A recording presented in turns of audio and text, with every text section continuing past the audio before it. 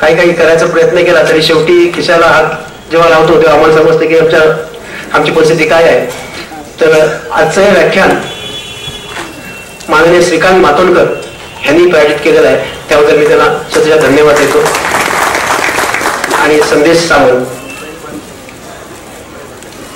एक महत्वाची सूचना म्हणजे कृपया आपापले मोबाईल भ्रमणध्वनी बंद करून ठेवावे, जेणेकरून व्याख्यानामध्ये कुठल्या प्रकारचा अडथळा येणार.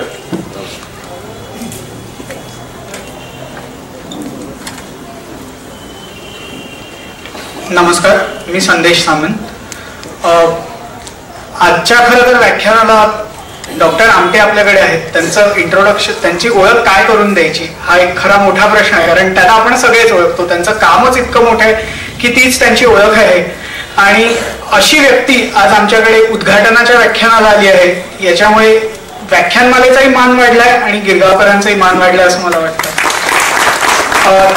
तरी त्यांची एक फॉर्मल ओळख करून देणं गरजेचं आहे. तर डॉक्टर आमटे यांनी वैद्यकीय शिक्षण घेतलेलं आहे आणि त्याच्यानंतर त्यांनी पोस्ट ग्रॅज्युएट हे म्हणजेच पदव्युत्तर प्रमाणपत्राचा अभ्यासक्रम हा त्यांनी कुष्ठरोग या विषयावर केलेला आहे. बाबा आमटे यांचं काम आपल्याला सगळ्यांनाच माहिती आहे. त्यांचाच वसा हे पुढे नेणारे आहेत. वसा पुढे नेता नेता स्वतःचं सुद्धा कर्तृत्व किंवा स्वतःचं विशेष काम यात त्यांचं चालू आहे. आनंदवनासोबतच सोमनाथ, त्याच्यानंतर नागेपल्ली, हेमलकासा असे अनेक प्रकल्प त्यांनी विकसित केलेले आहेत. एक महत्वाची गोष्ट म्हणजे कुष्ठरोगी यांच्यासाठी काम करताना आपण जे काही शिक्षण घेतलं ते समाजाच्या उपयोगी कसं पडेल, किंवा मुळात जे आपण शिक्षण घेतलं हेच समाजासाठी घेणं ही एक फार मोठी गोष्ट असते जी त्यांनी केलेली आहे. अशी गोष्ट कोणी फारशी लोक आपल्या शहरातली लोक तरी करायला धजावत नाहीत जी त्यांनी केलेली आहे.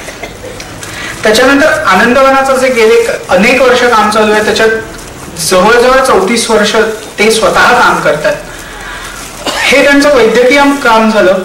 पण असं असलं तरी ते पेशाने वैद्यकीय असले तरी मनाने मात्र ते इंजिनियर आहेत किंवा अभियंते आहेत असं म्हणायला हवं, कारण त्यांनी या बाबतीत सुद्धा खूप काम केलेलं आहे. आज आनंदवनात पाण्याची गरज ही, आनंदवन हे पाण्याच्या बाबतीत स्वयंपूर्ण आहे आणि त्याचं श्रेय खरं तर त्यांना जातं. म्हणजे इतक्या कठीण भागात सुद्धा पाणी टिकवणं, पाणी साठवणं आणि ते वापरणं आणि एखादं अख्खं गाव स्वयंपूर्ण करणं ही फार मोठी गोष्ट आहे. आणि आज महाराष्ट्र 2012 नंतर यावर्षी पुन्हा दुष्काळ आहे. अशा काळात आपल्याला जेव्हा पाण्याची गरज जाणवते तेव्हा अशा माणसांचा खरं तर सरकारने उपयोग करून घेतला पाहिजे. जे काम त्यांनी केलंय याची तुलना रायगण सिद्धीशी केली जाते. म्हणजे त्यांचं काम किती मोठं आहे आपल्याला लक्षात येईल पाण्याच्या बाबतीतलं. आणि त्याच्यामुळे आजूबाजूच्याही लोकांना त्याचा कसा फायदा होईल याचाही विचार त्यांनी केलेला आहे. दुसरी एक गोष्ट म्हणजे त्यांनी कचऱ्यापासून उशा बनवणं किंवा लोड बनवणं, विटा बनवणं अशा अनेक गोष्टी केल्या ज्याचा आपण कधी विचारही नाही करू शकत. म्हणजे एखाद्या प्लास्टिकची समस्या इतकी आहे, पण त्या प्लास्टिकचा वापर टाकाऊतून टिकाऊ कसं करता येईल, तर हा प्रश्न सोडवण्यासाठीही त्यांनी काम केलेलं आहे. कडकट्यापासून बेड बनवणं म्हणजे दुमजली बेड, बंक बेड ज्याला म्हणतात, त्या पद्धतीचे काही बेड्स त्यांनी बनवलेले आहेत. अशा कल्पक गोष्टी त्यांनी बऱ्याच केलेल्या आहेत. एक्सरेच्या आपला जो आपण एक्सरे काढतो त्या एक्सरे फिल्म पासून त्यांनी भेटकार्ड बनवली, ग्रीटिंग्स आपण ज्याला सामान्यपणे ओळखतो ती बनवलेली. म्हणजे किती कल्पक काम आहे याची आपल्याला कल्पना येते. एक महत्वाची गोष्ट सांगायची तर त्यांनी जेव्हा किल्लारीला भूकंप झाला होता त्या काळात त्यांनी अर्धवर्तुळाकार छप्पर असलेली एक विशिष्ट प्रकारची घरं बनवण्याचं तंत्रज्ञान त्यांनी महाराष्ट्रात आणलं. आणि त्या काळात एक वाईट वाटणारी अशी गोष्ट आहे की लोकांना आणि सरकारला या कामाची किंमत कधीच राहिली नाही. या अनास्थेमुळे म्हणा किंवा काही असेल, पण लोकांनी सरकारही कृतज्ञ राहिलं नाही, लोकही कृतज्ञ राहिलं नाही. त्याच्यामुळे कधीतरी असं वाटतं की एखादा माणूस खूप कष्ट घेतोय पण त्याच्या कामाची जेव्हा कामाला कोणी अप्रिशिएट करत नाही, लोक त्याच्याबद्दल त्या कामाचं कौतुक करणं तर सोडा, पण ते काम नीट समजूनही घेत नाही, तेव्हा सरकारी पातळीवरची ही अनास्था सुद्धा एका इतक्या मोठ्या माणसाबद्दल कशी वागू शकते याचं एक ते उदाहरण आहे. त्यांचं वाचन आणि स्मरणशक्ती प्रचंड आहे. बऱ्याच पत्रकारांना त्यांच्याबद्दल अनुभव आहे की त्यांनी कधी कधी वाचलेल्या गोष्टी सुद्धा त्यांना फार आठवत राहतात. आणि मी जसं आधी म्हटलं, बाबा आमटेंचं काम जसं त्यांनी पुढे नेलं तसं त्यांनी स्वतःच्या बुद्धीने या कामात उत्तरोत्तर प्रगती केली आहे. आणि असे वक्ते आज आपल्याला लाभले आहेत, तर मी आता काही आपला वेळ घेत नाही. मी त्यांनाच सांगतो की त्यांनी आपल्याला मार्गदर्शन करावं. आणि त्याच्या आधी आपण व्याख्यानमालेचे अध्यक्ष श्री सुरेंद्र वागलकर, मी यांना विनंती करतो की आपल्या आजच्या वक्त्यांचा सन्मानचिन्ह आणि पुष्पगुच्छ देऊन सत्कार करावा.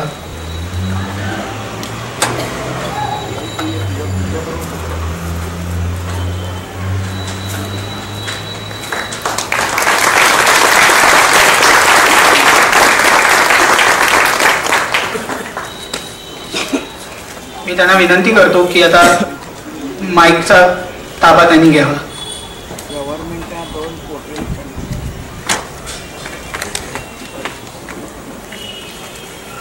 नमस्कार.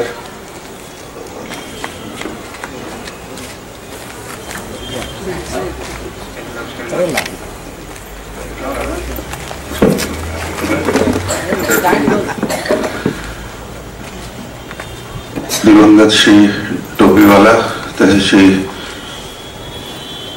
सामंत त्यांच्या पुण्यस्मृतीस विनम्र अभिवादन. मला इथे दुसऱ्यांदा मी गिरगावात आलेलो आहे. फार पूर्वी दिवंगत परमपूज्य पंढरनाथ शास्त्री आठवले त्यांनी मला त्यांच्या तिथे बोलवलं होतं. त्यामुळे आज बऱ्याच वर्षांनी इकडे येण्याचा योग आला. मी व्याख्यानमालेला कधीही जात नाही. हा माझा दुसराच अनुभव आहे. कांबरहिंदला त्यांनी बोलवलं होतं आणि आज आपण बोलवलं. श्री मातोंडकर काका फार पूर्वी तिकडे यायचे. त्यांनी माझे सहकारी श्री मिलिंद सरनोबत या ठिकाणी आलेले. त्यांनी मिलिंद सरनोबतनी मला धमकी दिली की तुला यायचं आहे म्हणून मी आलो. संदेशने काही माहीत नसताना माझा परिचय करून दिला. गंमत वाटली मला.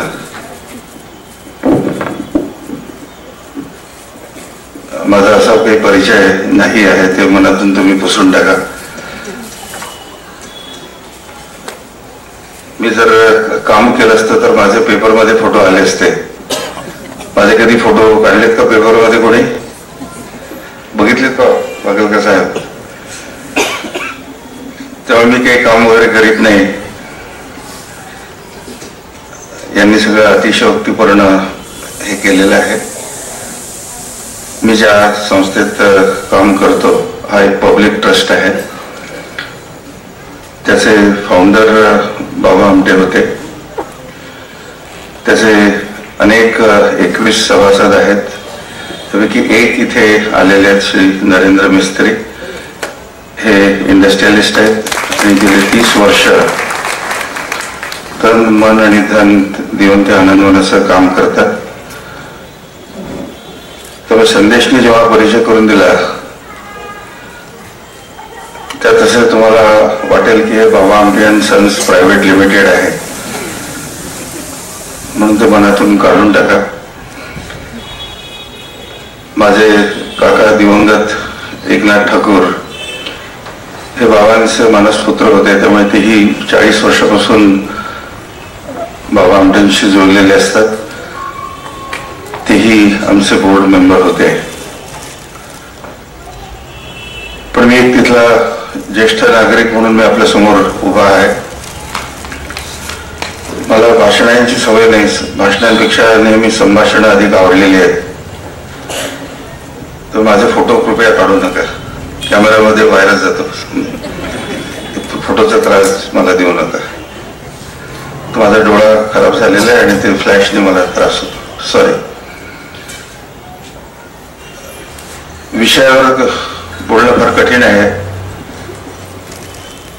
कारण आनंदवन काल आज आणि उद्या असं त्यांनी मला विषय दिला. पण आनंदवन आणि बाबा आमटे एक अविभाज्य समीकरण होतं. बाबा आमटेंनी आपल्या जीवनाची सुरुवात 39 साली वरोडा या गावात केली. त्यांनी प्रेरणा महात्मा गांधींपासून घेतली. आपल्या देशात सगळ्यात प्रथम त्यांनी सफाई कामगारांची युनियन काढली. गांधींनी त्यांना भंगियों का बादशाह असं म्हटलं. तो त्यांना मोठा पुरस्कार वाटला की मी घाण करतो आणि तो डोक्यावर नेतो. अजूनही दुर्दैवाने ती स्थिती पंढरी असो किंवा दिल्ली असो मुंबई असो अजूनही ती दुरावस्था आपल्या देशामध्ये आजही आढळून येते. त्यानंतर 1946-47 मध्ये त्यांनी कुष्ठरोग्यांमध्ये काम सुरू केलं.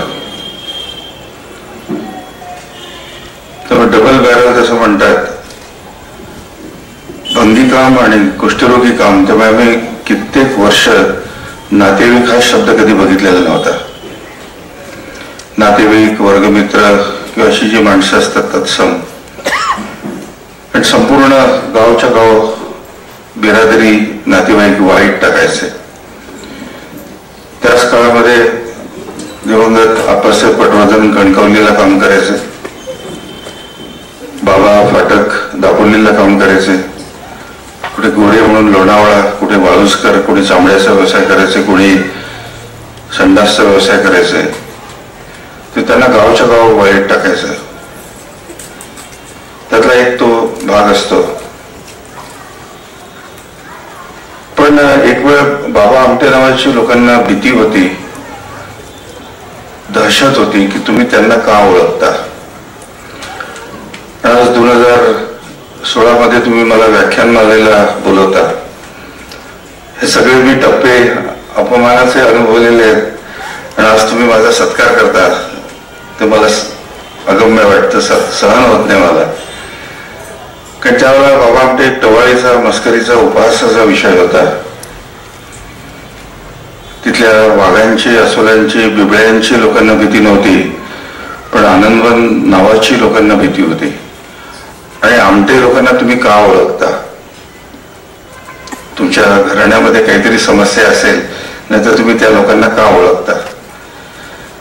मग आज आपल्या संचालकांनी सांगितलं की ज्यांना जायचं असेल त्यांनी राजन फाटकांकडे नावं द्यावीत.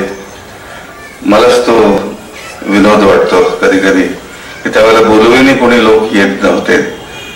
तेव्हा इतिहास फार रक्तरंजित आहे, जुना इतिहास आहे. 1 तासात किंवा 1.5 तासात तो मांडण्याचा प्रश्न नसतो. पण मी नक्षलाईट भागामध्ये काम करतो, तर काही बुलेट पॉइंट्स मी तुम्हाला देऊ शकेन. बरोबर आहे, बुलेट पॉइंट्स असतील. तेव्हा कुठेतरी धडधड बुलेट्स येतात. तुम्हाला वाटतं की एका बुलेटचा दुसऱ्या बुलेटशी कसा संबंध असेल. तर बाबा आमटेंच्या 3 चळवळी होत्या. आंदोलनं म्हणतात किंवा ट्रस्ट म्हणतात. त्याचा मी चेअरमन आहे, सेक्रेटरी आहे किंवा ठेकेदार आहे. म्हणून माझा पेपरमध्ये कधीही मी फोटो येऊ देत नव्हतो. बाबा आमटेंना त्यांचे फोटो नजरेसमोर सुद्धा नको होते. माझ्या आईचं अतिशय कठोर तत्व होतं. त्यांना त्यांचे पुरस्कार सुद्धा नजरेसमोर नको होते. पण ज्या ठिकाणी मी जन्म घेतला आणि डोळा उघडल्यानंतर बघितले असतील तर आई वडील किंवा कुष्ठरोगी, ते म्हणायचे ही जगातली सगळ्यात वाईट जागा आहे. आनंदवन बंद करणं हे त्यांचं डे 1 पासून ब्रीद वाक्य होतं. त्याला ते मानवीय भूकंप म्हणायचे, सामाजिक सुनामी म्हणायचे. कारण चांगल्या गोष्टी काही बघितल्याच नाहीत. लोंढेच्या लोंढे लोकांचे संपूर्ण देशातून यायचे. तर तुमच्या कोकणातून हजारो लोक तिथे आलेत, नावं बदलून राहिलेत. ते गेलेत, त्यांच्याकरता गाणं म्हणायला कोणी नव्हतं, रडायला कोणी नव्हतं, शोक करायला कोणी नव्हतं. म्हणून बाबा आनंदवनला स्वेच्छा तुरुंग मानायचे, सामाजिक तुरुंग मानायचे. त्या तुरुंगाचा मी जेलर आहे. जेलरचा कधी कोणी सत्कार करीत नाही, जेलर कधीही चांगला वागवीत नाही, जेलर कधीही चांगला वागत नाही, जेलर कडून कुठल्याही सभ्यतेची अपेक्षा करू नये. म्हणून माझा फोटो कधी पेपरमध्ये येणार नाही. कधी कधी जेलरला चांगले दिवस येतात. संदेशने बराच माझा परिचय करून दिला ओळख नसताना. ओळख होती कुठे चालत. तर जेलरचं जेवढं काम असतं तेवढंच काम माझं होतं. 1%, 99% सगळ्या देशातल्या बहिष्कृत माणसांनी ते काम केलेले आहे. त्यांना न्याय मिळावा म्हणून मी हळूहळू बाहेर पडलो. कहाणी अशी असते की बाबा आमचे आपला पूर्वेतिहास सांगायचे नाहीत. येणाऱ्या माणसाला ते म्हणायचं की तुझी पाठी तू पुसून टाक, माझीही पाठी मी पुसून टाकतो, आपण जीवन नव्यानं सुरू करूया. तर त्यांनी आपलं चरित्र लिहिलं नाही. ते म्हणाले चरित्र अशी माणसं लिहितात की जी संपलेली असतात, ज्यांना मागं वळून बघायला वेळ असतो ते चरित्र लिहितात किंवा लिहून देतात. शेवटच्या टप्प्यामध्ये माझ्या आईने संविधान नावाचं एक चरित्र शब्दांकन सीताकांत प्रभू त्यांनी केलं. तर काही गोष्टी लोकांना विदित झाल्यात. पण पुण्याचे दिवंगत डॉक्टर शिरोळे, जिथे पुण्याला शिरोळे रोड आहे, त्यांची बॉडी आनंदवनामध्ये आहे. ते 30-35 वर्ष यायचे. त्यांनी बाबांना बोलतं केलं, कारण ते 12 वर्ष नर्मदा किनारी एका स्मशानभूमीमध्ये राहायचे. त्यांचे 6 मणके काढलेले होते, 2 मानेचे आणि 4 पाठीचे.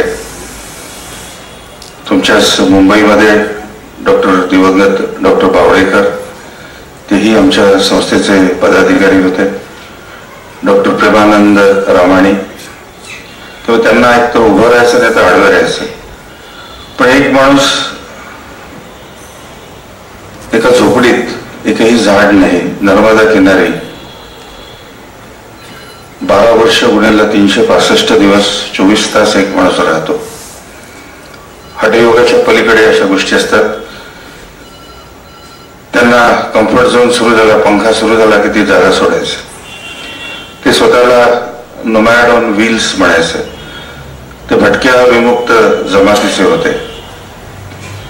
तेव्हा महारोगी सेवा समिती बरोबरा या संस्थेचे 28 प्रकल्प नागपूर, चंद्रपूर, गडचिरोली आणि यवतमाळ अशा जिल्ह्यात आहेत. त्यांची दुसरी चळवळ जोडो भारत ही चळवळ आहे. बरेच वर्ष माझे काका दिवंगत एकनाथ ठाकूर त्याचे अध्यक्ष होते. आणि त्यांची तिसरी चळवळ एन्व्हायरमेंटल मुवमेंट, पर्यावरणाची चळवळ होती. तो एका सर्वेसळ होईल, कारण ते 3 वेगवेगळे आंदोलन ट्रस्ट आहेत. म्हणून त्याची सर्वेसळ करणे सगळ्यातला कॉमन धागा मी आहे. त्यामुळे थोडस सर्वेसळ होण्याची शक्यता असते. मग बाबा आनंदवन वाईट जागा जगातली का मानायचे, कारण माय एम इन लाईफ निबंध प्रत्येक जण आयुष्यात लिहितो, वारंवार लिहितो. तुम्ही शिक्षिका असाल तर वारंवार तो तपासता. पण असं जर कोणी निबंध लिहिला असेल की मला अंध व्हायचंय, अपंग व्हायचंय, कर्णबधीर व्हायचंय, भिकारी व्हायचंय किंवा महारोगी व्हायचंय, मी 1 कोटी रुपयाचं बक्षीस ठेवलंय, जास्त नाही. मुंबईमध्ये 1 कोटी काही फार नाहीत, मलाही माहित आहे. तर माझा पहिलाच पुरस्कार किती आहे? 1 कोटी रुपये. त्याची नोंद करा तुमच्याकरता, तुमच्या मुलींकरता, मुलांकरता, विद्यार्थ्यांकरता. तर या संस्थेने क्रॅडिट टू कॉफिन, रस्त्यावर सापडलेली मुलं, कुमारी मातांची मुलं, HIV असोत, अंध, अपंग, म्हणून बाबा त्याला प्रेमाचं अभयारण्य म्हणायचंय, ज्याला आपण सँच्युरी ऑफ लव्ह असं म्हणायचंय. त्यांनी संस्थेचं व्रत आहे, कोणालाही नाही म्हणू नको. कारण जगात सगळ्यात सोपी गोष्ट नाही म्हणणं असतं. पण त्याला ते मदर्स अप्रोच म्हणायचे. यात संपूर्ण याच्यात सहभाग माझ्या आईचा होता. तिला प्रसिद्धी माध्यमांची अतिशय तिला तिरस्कार होता. ती म्हणाली सुगंध असेल तर जाईल. बाबांनी प्रेरणा योगी अरविंदांकडून घेतली की जगाकडे पाठ फिरवा, जग तुमच्या पाठीशी धावत येईल. Turn your back towards the world and the whole world will be at your back. ती त्यांनी आयुष्यात स्वतः अनुभवली आणि त्यांनी लोकांना सांगितलं की जगाकडे पाठ फिरवा, जग तुमच्या पाठीशी धावत येईल. आज आनंदवनामध्ये पर्यटकांची होड लागलेली आहे. हा विनोद आहे मोठा की MTDC त्याला टुरिझमवर टाकतं. पु ल देशपांडे नाव ऐकलं असेल आपण लोकांनी. ते 35 वर्ष तिथे यायचे. ज्यावेळेला 2 टायर 3 टायर लाकडी होतं, एवढं लक्षात ठेवा. बाबा आमचे वर्गमित्र नातेवाईक कोणी आलेले नाहीत. तर पुलंनी पहिला लेख लिहिला 67 साली किंवा कुठेतरी, विज्ञान मानव बाबा आमटे. तेव्हा महाराष्ट्राला बाबांबद्दल थोडी जाणीव झाली. सगळ्यात पहिला लेख दिवंगत यदुनाथ थत्ते यांनी लिहिलेला होता. मग बाबा आमटे काय प्रकरण असतं, कारण ते कार्याशी जोडलेलं असतं म्हणून मी त्यांचं नाव घेतो. ते डॉक्टर शिरोळे लिहितात की ते करिओग्राफर होते. तुम्हाला बाबा आमटे करिओग्राफर म्हणजे काय? आदेश बांदेकर तिथे येतात, कांचन सोनटक्के, कमलाकर पंत सोनटक्के येतात, बिपाशा बसूचा करिओग्राफर शिवदास घोडके येतो, सोनिया अतुल परसूर येते. म्हटलं माझा बाप करिओग्राफर होता. ते हसतात त्याचे, आम्ही तर नाव नाही ऐकलं म्हणाले. खरी गोष्ट आहे. म्हणून म्हटलं तुम्हाला चांदोबाच्या कहाण्या मी सांगतो. चांदोबाच्या कहाण्या ऐकायला बरं वाटतं की नाही? बरं वाटतं. तर माझ्या आईच्या खोलीमध्ये रविशंकरांचा फोटो होता. रविशंकर म्हणजे प्युअर रविशंकर. आजचे रविशंकरने ज्यांना पद्मविभूषण मिळेल ते नाही, भारतरत्न रविशंकर. ते वयाने बाबांपेक्षा 12 वर्षांना लहान होते. बाबा आमटे उदयशंकरांच्या ट्रूपमध्ये काम करायचे. उदयशंकर आपल्या देशाचे आद्य करिओग्राफर होते. त्यांच्याबरोबर एक सिमकी नावाची नटी होती जी फ्रान्सची होती. त्या दोघांनाही लक्ष्मीनारायणाचा जोडा, शंकर पार्वतीचा जोडा म्हणून लोक नमस्कार करायचे. एअरपोर्टवर असो साष्टांग नमस्कार टाकायचे. इतकी ती विलक्षण सुंदर होती. त्या कालखंडामध्ये साधारण 36-37 मध्ये बाबा आमटे कलकत्त्याला होते. तर करिओग्राफी म्हणलं म्हणजे आपल्याकडं नाचगाणी असंच आपण एक मानतो. बिस्मार्क नावाच्या माणसानं मुंग्यांचं महाभारत, मुंग्यांचं साम्राज्यावर त्यांनी लिहिलेलं असतं की मुंग्यांची एक सिस्टीम आहे, ऑर्डर आहे, रिदम आहे, मॅनेजमेंट आहे.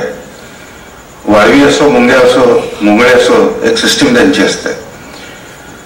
बाबा आमटेंनी प्रचंड अध्ययन मधमाशांचं केलं. त्यातला एक चॅप्टर होता की करिओग्राफी ऑफ अ डान्सिंग बी.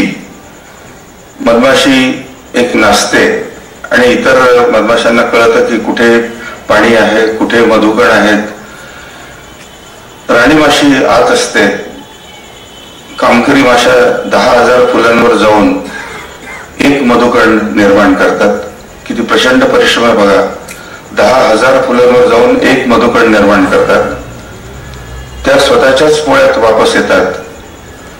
इतरांच्या पोळ्यातलं मध ते चोरीत नाही. तो आनंदवनचा हॉलमार्क आहे. म्हणून माझ्या आई बाबांना त्यांचे फोटो सुद्धा नजरेसमोर नको होते. हजारो लोक तिथे रक्त टाकून त्यांनी काम केलेलं आहे. आणि अतिशयोक्तीचा भाग सोडला तर माझा कॉन्ट्रिब्युशन फक्त 1% तिथे आहे. I am in the office not the boss असा मॅनेजमेंटचा प्रकार बाबांनी आपल्या आयुष्यात केलेला असतो. तर डॉक्टर शिरोळेंनी थोडं लिहिलं की बाबा आमटे टावरांचे डायरेक्ट विद्यार्थी होते. तर आनंदवनात आपण आलात तर 75% टावर तिथे तुम्हाला दिसेल. मग पुलं आणि कुष्ठरोग याचा काय संबंध होता? जरी 90% पुलांच्या अंगावरचे कपडे आनंदवनाचे असायचे. चप्पल असो किंवा हे असो, आम्ही त्याची जाहिरात केली नाही, त्यांनीही कधी जाहिरात केली नाही. पण मी त्यांच्या अंगावरचा कपडा नेहमी ओळखतो. पुलंचं आणि बाबांचं नातं हे गुरुबंधूचं होतं. पण पुलं म्हणाले की पर्यटक म्हणून तुम्ही या, परिवर्तित होऊन जा. हे सगळे आपले गाववाले आहेत, नातेवाईक आहेत, पूर्वज आहेत, शेजारी आहेत. त्यांना मदत करण्याची भावना नको. तेव्हा आनंदवनामध्ये त्यांनी मला वाक्य लिहायला लावलं की आनंदवनात आम्ही फुले तोडीत नसतो. नेहमी एके ठिकाणी असतं की फुले तोडण्याची सक्त मनाई आहे, आदेशानुसार. तुम्हाला कल्पना आहे सगळीकडे. पाणी ग्लास ग्लास. ते म्हणाले की एक वाक्य तू लिहू शकतो का? जरूर. की आनंदवनात आम्ही फुले तोडीत नसतो. बाबा म्हणायचे की फुलं झाडावरच सुंदर दिसतात. कबीर म्हणतात की फुल सुंगू चुटू नये, फुलांचा सुगंध घ्या, सुगंध येऊ द्या, तोडू नका. दुसरं, मी सत्कार कधी घेत नाही.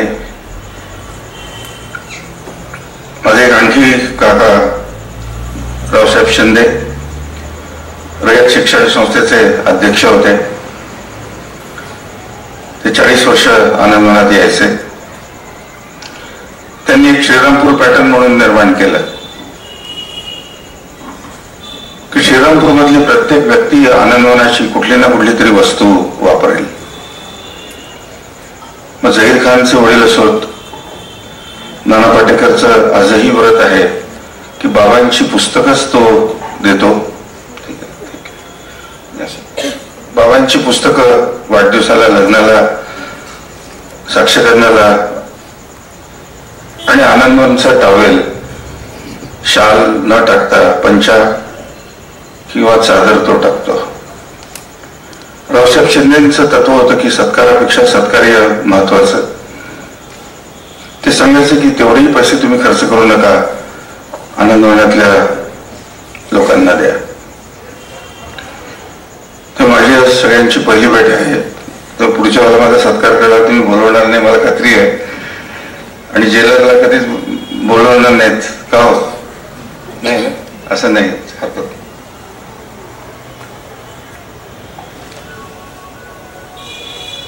लहानपणी एक गाडी आली, लँड रोवर.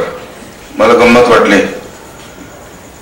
खेड्यातला माणूस, मी लँड रोवर पहिल्यांदाच बघत होतो. त्याच्यावर लिहिलं होतं readers digest private limited, unbeaten track expedition. Foreigner होते आतमध्ये. 1953-54 मध्ये ज्यावेळेला आनंदवनात बिल्डिंग नव्हत्या, रस्ते नव्हते, घरं नव्हती, पण सर्व्हिस सिव्हिल इंटरनॅशनल म्हणून एक इंटरनॅशनल ऑर्गनायझेशन आहे, पहिल्या महायुद्धानंतर निघालेली. त्यांचं स्लोगन आहे डीड्स नॉट वर्ड्स, की बोलणं नाही, काम करूया.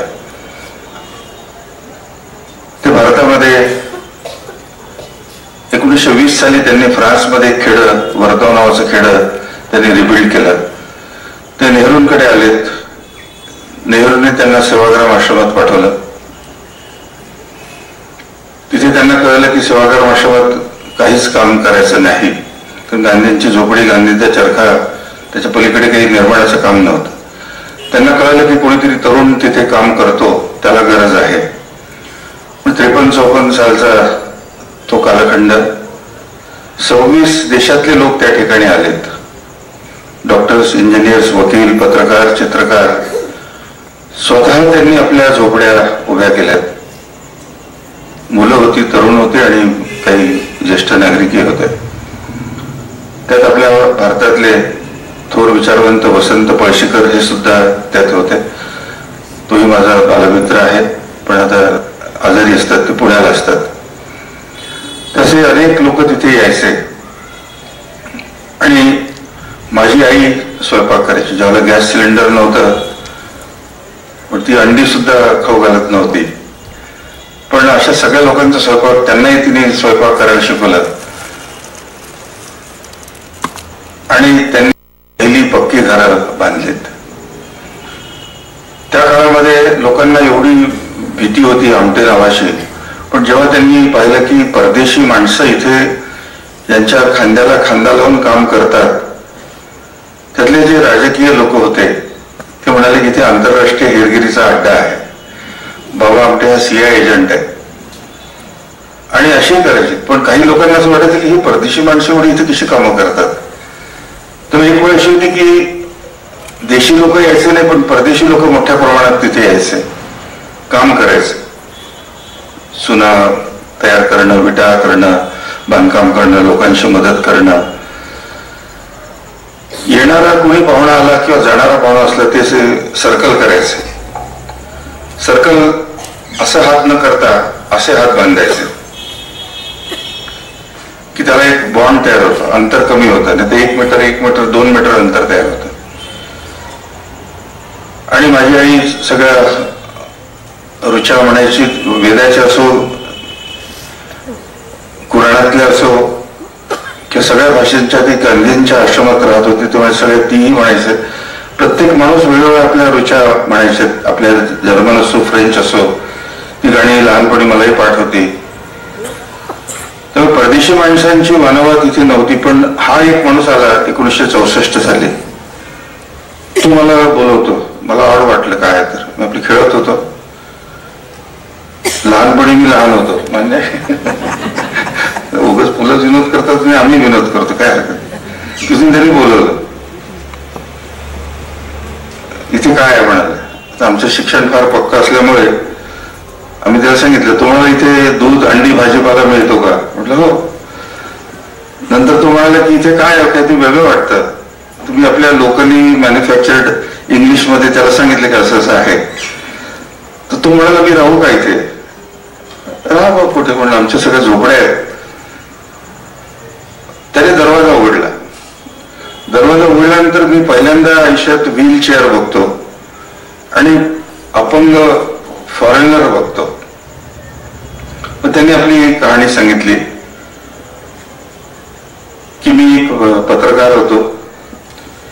बाली फिजी बेटांवर मी चाललो होतो इंग्लंड मधून. सकाळी पाहत होतो मला पायच नाहीत. विमानं थांबतात, एसट्या मार्ग बदलवतात, जहाज मार्ग बदलू येत नाहीत. तो फिजी बेटावर जाऊन पडून राहिला कुठे, ती बाली ती फिजीवर. खूप दिवसांनी तो वापस आला, दुःखी होता. त्याला पत्रकारिता करायची परत इच्छा होती. त्यांनी रीडर डायजेस्टच्या चेअरमन आणि त्याची बायको डेव्हिड वॅलेस आणि त्याची बायको लीला ॲकिचन वॅलेस म्हणून होती की मला जगभर परत भ्रमण करायचंय, मला तुम्ही मदत करता का. त्यांनी हो म्हटलं. त्यांनी त्यांना लँड रोव्हर, एक ऑक्सफर्ड युनिव्हर्सिटीचा ग्रॅज्युएट,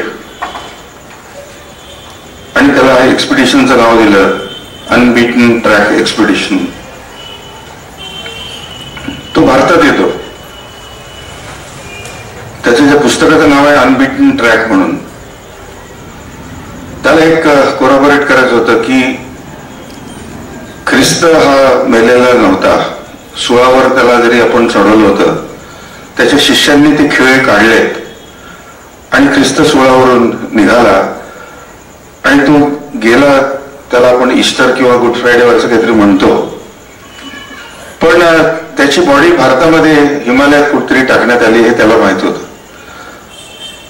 तो तिथे गेला, त्या स्थळाला माहिती काढत काढत गेला, कारण त्याचं नावच अनबीटन ट्रॅक एक्सपिडिशन असं होतं. त्याच्या पुस्तकावर एक व्हीलचेअर घेऊन एक माणूस खेचरावर म्यूलवर बसलेला असा त्याचा फोटो आहे. ते जगप्रसिद्ध ते पुस्तक आहे अनबीटन ट्रॅक म्हणून. तो नंतर सांगतो की मी इंग्लंडच्या राणीचा मावस भाऊ आहे. क्वीन मदर ही पोलंडची होती. पोलंड हा गरीब देश, तेव्हा त्याला पोलिओचं व्हॅक्सिन त्यावेळेला नव्हतं. क्वीन मदर 102व्या वर्षी वारल्यात. त्यांच्या घराण्यातला हा माणूस. विश्वास ठेवा, तो 44 वेळा तिथे येतो. कसं विमान असेल, स्वतःची व्हीलचेअर, जर आपण कॅटल क्लासमध्ये, तो 44 वेळा तिथे येतो 1964 पासून. त्याने आपल्या मृत्यूपत्रात लिहून ठेवलं की माझी बॉडी बाबा आमटेंच्या बाजूला टाका. तो कॅथलिक होता तरी त्याने सांगितलं की मला क्रिमेशन करायचं, जाळायचं आणि माझ्या संपूर्ण अस्थी बाबा आमट्यांच्या बाजूला टाकायच्या. इंग्लंडमध्ये त्याच्यावर लेख आलेत, London Telegraph, London Gardner, London Times, की होम कमिंग, की एका माणसाचं किती पॅशन आहे, की थॉट्स, ऍक्शन अँड स्पिरिट मध्ये तो बाबांशी जुळला, की त्यांनी आपली बॉडी बाबांच्या बाजूला टाकायचं ठरवलं. बॉडी शक्य होणार नाही कॉफिन, म्हणून त्यांनी सांगितलं की माझ्या अस्थित टाका. आता अस्थींचा प्रॉब्लेम तुमच्या ऑर्थर रोडला किती आहे तुम्हालाही कल्पना आहे. अस्थी माहित आहे तुम्हाला, तुमच्या इथेच आता मोठी केस झाली, इंद्रायणी कोणीतरी केस झाली. आता अस्थी आणायच्या कशा हा मोठा प्रॉब्लेम आला. तर त्यांनी ते सगळी पावडर करून त्यांच्या मुलांनी बायकोनी असं ती विचित्र करून ती आणली. माझ्याकडे ते अस्थी आले. त्याचे संपूर्ण परिवारातले नातेवाईक तिथे होते. आपल्या देशातला एकही पत्रकार तिथे नव्हता. आनंदवनातली परंपरा मी तुम्हाला सांगितली की आम्ही कधीही पत्रकार परिषद तिथे घेतलेली नाही. त्या माणसांनी बाबांवर प्रचंड लिहिलं, अनबिटन ट्रॅक मध्ये लिहिलं, वर्षानुवर्ष तो तिथे यायचा. अपूर्ण माहितीनिशी बाबांचं नाव कुठेतरी मोठ्या जगातल्या पुरस्काराकरता रेकमेंड झालं. त्यावेळेला झेरॉक्स नव्हती किंवा आम्ही लहान होतो. एक फ्रेंच पत्रकार आला, त्यांनी बाबांवर एक पुस्तक लिहिलेलं आहे 1967 साली, ल दर्निया ल प्रेमिया, द लास्ट द फर्स्ट. कुष्ठरोगी हा समाजातला सगळ्यात शेवटचा, दलितातील दलित, पीडितातील पीडित. तो पहिला कसा नंबर आला. पुन्हा आनंदवनाला एकलव्य विद्यापीठ म्हणायचे. अर्जुन, कौरव, पांडव पुणे युनिव्हर्सिटी, मुंबई युनिव्हर्सिटीचे होते. एकलव्य हा स्वयंशिक्षा, स्वयंप्रज्ञा असते. एकलव्य अर्जुनाचा माहिती आहे तुम्हाला, सगळं इतिहास माहिती आहे, म्हणून त्याचा अंगठा द्रोणाचार्यांनी मागितलेला असतो. तो समाजरूपी लोकांनी त्याचा अंगठा मागितला. म्हणून पुलं शब्दसृष्टीचे ईश्वर होते. ते म्हणाले आनंदवन हे एकलव्य विद्यापीठ आहे, ती वदंत आहे, लेजंड आहे किंवा चांदोबाची कहाणी आहे, ते आपण आता बघू शकता. म्हणून त्या फ्रेंच माणसाला वाटलं की द लास्ट, बायबलमध्ये टायटल आहे की शेवटचा माणूस प्रथम व्हावा.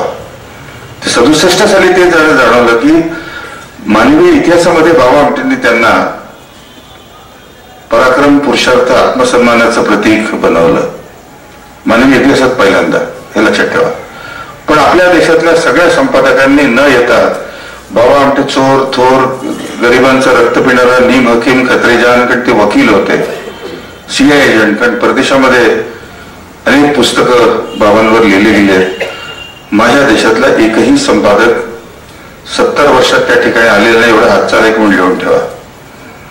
मग परदेशामध्ये फक्त रशिया, जपान आणि चायना सोडून बाबांच्यावर टेक्स्टबुक्स आहेत, आपल्या देशात नाही. पण लहानपणी मला अजूनही आठवतं, एकदा एक इम्पाला आली, रस्ते नव्हते, एक मोठी इम्पाला आली. आम्ही खेड्यातले लोक इम्पाला कधी पाहिले नाही, एकदम इम्पाला आले. एक दिप्पाळ माणूस तिथे उतरला. बाबा म्हटलं कुठे आहे, असतील कुठे कामाला. बाबा आले. त्या माणसाने धाड दिशी असा साष्टांग नमस्कार टाकला. मी पहिल्यांदाच ऐकलं, बघितलं की साष्टांग नमस्कार काय असतो. बाबा आमट्यांना आवडायचं नाही कोणी पाया पडलेले. मी आत्ताही माझ्याकडे कोणी पडत होते, म्हटलं नको. पु ल देशपांडे म्हणाले मला नमस्कार केला तर नरकात जातात. आधीच सांगून ठेवलं तुम्हाला. पुलं म्हणायचे की मी नरकातच जाणार, कारण स्वर्गात जर गेलो तर विनोबांच्या बाजूला बसावं लागेल, तिथे चहा मिळत नाही, ऋषी पेय प्यावं लागेल, आणि ब्रेकिंग न्यूजच नाही, पेपर नाही, काही नाही, नुसतं न्याय, बंधुता, समता सगळं. मी स्वर्गात जाणार नाही, माझे सगळे मित्र नरकात आहेत, मला पत्ते खेळायला आवडतात, स्वर्गात जाऊन मी काय करू, कामच करायला नाही तिथे. तेव्हा तो माणूस तिथे उतरला, साष्टांग नमस्कार टाकला. तेव्हा इथे मला पाट्या दिसत नाहीत नावांच्या. इथे जसं गिरगावचा राजा आहे तुम्ही लिहिलेलं आहे, लिहिलंच नाही. ये कमरा इन्होंने बनवाया, मंत्र्यांचे नावं असतात. बागलकरांना कल्पना आहे सगळ्या ठिकाणी नावाशिवाय होतच नाही. तिथे आनंदवनात आलात तर नावच नव्हती तेव्हा. ते म्हणेल आता मंत्र्यांच्या कानशिला समारंभ साजरे करण्याचे दिवस आलेले आहेत आणि मंत्री येथील महारोग झाला तरच, असं त्यांनी दैनिक मराठ्यामध्ये अग्रलेख लिहिलं. त्याचं नाव बाबुराव अत्रे. कदाचित तुम्ही तुमच्याच गावाच्या लोकांना ओळखत असाल. ओळखता? बाबुराव अत्रेंना ओळखता, काही हरकत नाही. त्यांनी बाबांना आमटे गुरुजी असं लिहिलं. पहिलं पत्र त्यांचं जे होतं, महर्षी आमटे किंवा अंक तंक असं सगळं ते लिहायचे त्यावेळेला. म्हणजे गोष्ट खूप ती पाहून यशवंतराव चव्हाण तिथे आले. ते म्हणाले, बाबा मला महारोग झाला नाही तरी मी आलो. यशवंतरावांना बाबा आमट्यांच्या कविता पाठ होत्या, त्यामुळे ते कार्य बघायला नव्हते आले. बाबा एक कवी म्हणून त्यांना ते भेटायला आलेत. जब्बार परवा मला म्हणाला की यशवंतरावांचे बाबांच्या भेटीचे फोटो आहेत का? इथे आहे. आनंदवनात माझ्याकडे आजही कॅमेरा नाही, तेव्हाही कॅमेरा नव्हता. पण चव्हाण साहेबांची बरीच पत्र हस्तलिखित माझ्याकडे आहेत. ती माणसं का आलीत आणि नातेवाईक का नाही आलेत, त्यातला तो तुम्हाला गंमत वाटेल. तो फ्रेंच माणूस त्याने बाबांना एक प्रश्न विचारला की तुमचं नाव जगातल्या सगळ्यात मोठ्या पुरस्काराकरता रेकमेंड झालंय, तुम्हाला कसं वाटतं? I will be happy to receive most coveted award in the world because my work needs millions. त्यांनी आवाहन केलं होतं बागलकर साहेबांनी किंवा तुमच्या सावंत साहेबांनी आवाहन केलं ना, तुम्ही कोणातरी, मी ऐकलं कुठेतरी तिथे. माझ्याही संस्थेची बॅलन्स शीट 160 कोटीची आहे. पैसा लागतो पैसा लागतो. पण आनंदवनामध्ये आधार कार्ड एकच आहे. कल्पना आहे का? विश्वास आहे तुम्हाला बसेल? 70 वर्षानंतर मी सांगतो की तिथे एकच रेशन कार्ड आहे, एकच रेशन कार्ड आहे. पुलंच विरोध करतात असं नाही, सरकारही विरोध करतं. बचत गट नाही, कुठे काही नाही, एकच आधार कार्ड आहे. कारण त्यांना फिंगरप्रिंट्स नाहीत, डोळे नाहीत. तर बाबा म्हणाले की I will be happy to receive most coveted award in the world because my work needs millions, but selection is made between Nobel prize and noble enterprise. NOBEL की NOBLE एवढा लहानसा फरक आहे. मान्य आहे? मान्य, काय हरकत. तर त्यांनी बाबांच्या बद्दल बरंच लिहिलं. तर परदेशातल्या लोकांना बाबांबद्दल माहित होतं, पण अतिशय दुर्भाग्यपूर्ण ती गोष्ट आहे की बाबा आमट्यांनी कुष्ठरोग असं एक अविभाज्य समीकरण बनून बसतं. कारण लहानपणी कुठेतरी लेख आलेले असतात. आपल्याकडे आपण बघतो की सचिन, सुनील, कपिल देव, झहीर खान, क्रिकेट समीकरण असतात. पण सगळ्यांचे हॉटेल्स आहेत. मग आशा भोसले असो, सगळ्यांचे हॉटेल्स आहेत, पण त्या नावानं त्यांची आपण ओळख करून घेत नाही.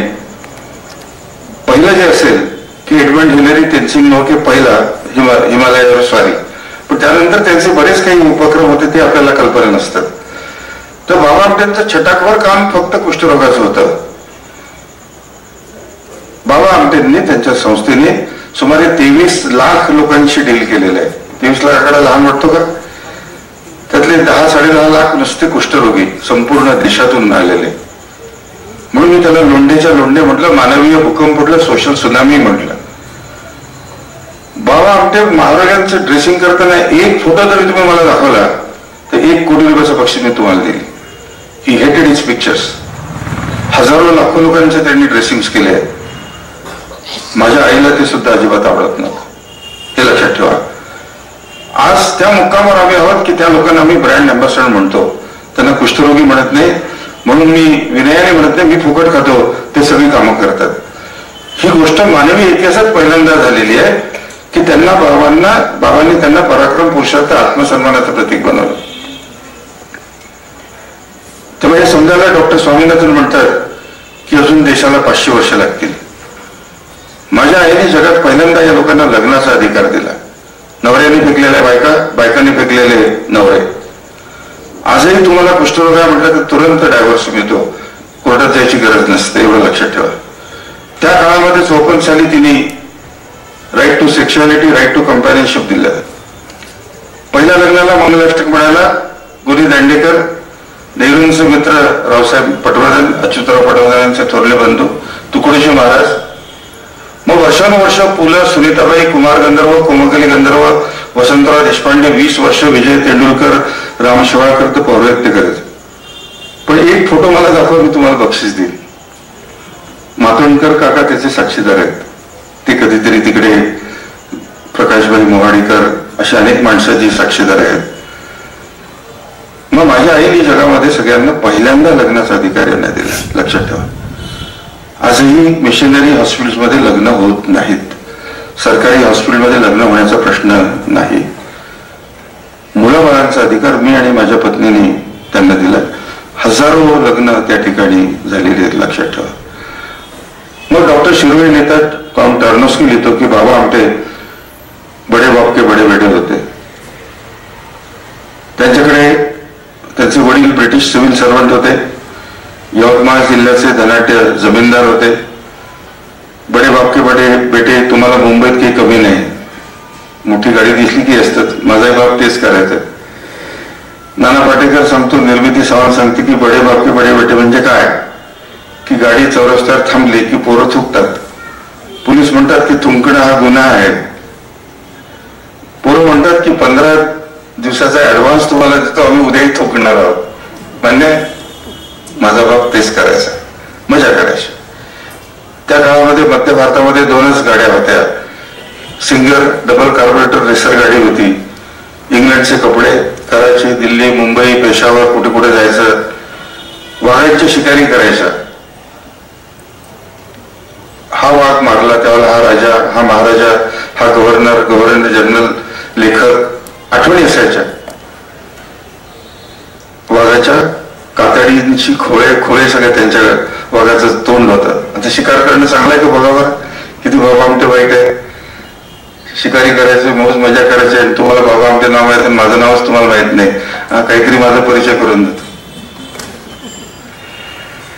ते 3 तिकीटं काढून झोपून सिनेमा बघायचे. 3 तिकीटं काढून झोपून सिनेमा बघायचे. मजा येते. लोकांना बसून, पैसे असतात त्याच्यामध्ये. घरभर नटनट्यांचे फोटो होते. आणि त्यांच्या वडिलांना खात्री होती कुठली तरी नटी घरी पळवून आणणार, खात्री होती. दादासाहेब फाळके आणि त्यांचा जन्म 1 तारखेचा 1914 काहीतरी आहे.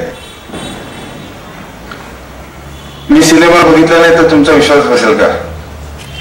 का बसावा? बाबा आमच्या सिनेमा सृष्टीत काम करायचे हे होते. याचं कारण असं होतं की 1954 मध्ये जंगल तोडून कुष्ठरोगी सिनेमा बघायला गेले. हाऊसफुल. दुसऱ्या दिवशी गेले हाऊसफुल. एवढं जंगल तोडून 5 मैल ते वरोडा या गावात जातात. बाबा त्या मॅनेजरला त्यांनी म्हटलं, का रे काय दाखवत नाही, हे लोक पैसे द्यायला तयार आहेत. हो का? स्पेशल चहासारखा आपण स्पेशल शो करू.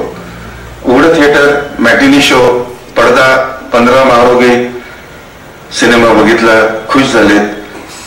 बाहेर येऊन बघतात तर फिनाईलच्या बकेट्स घेऊन लोक उभे होते. तेव्हा मी सिनेमा नाही बघितला. मी सिनेमा बघितला नाही म्हणून देश बंद पडला नाही.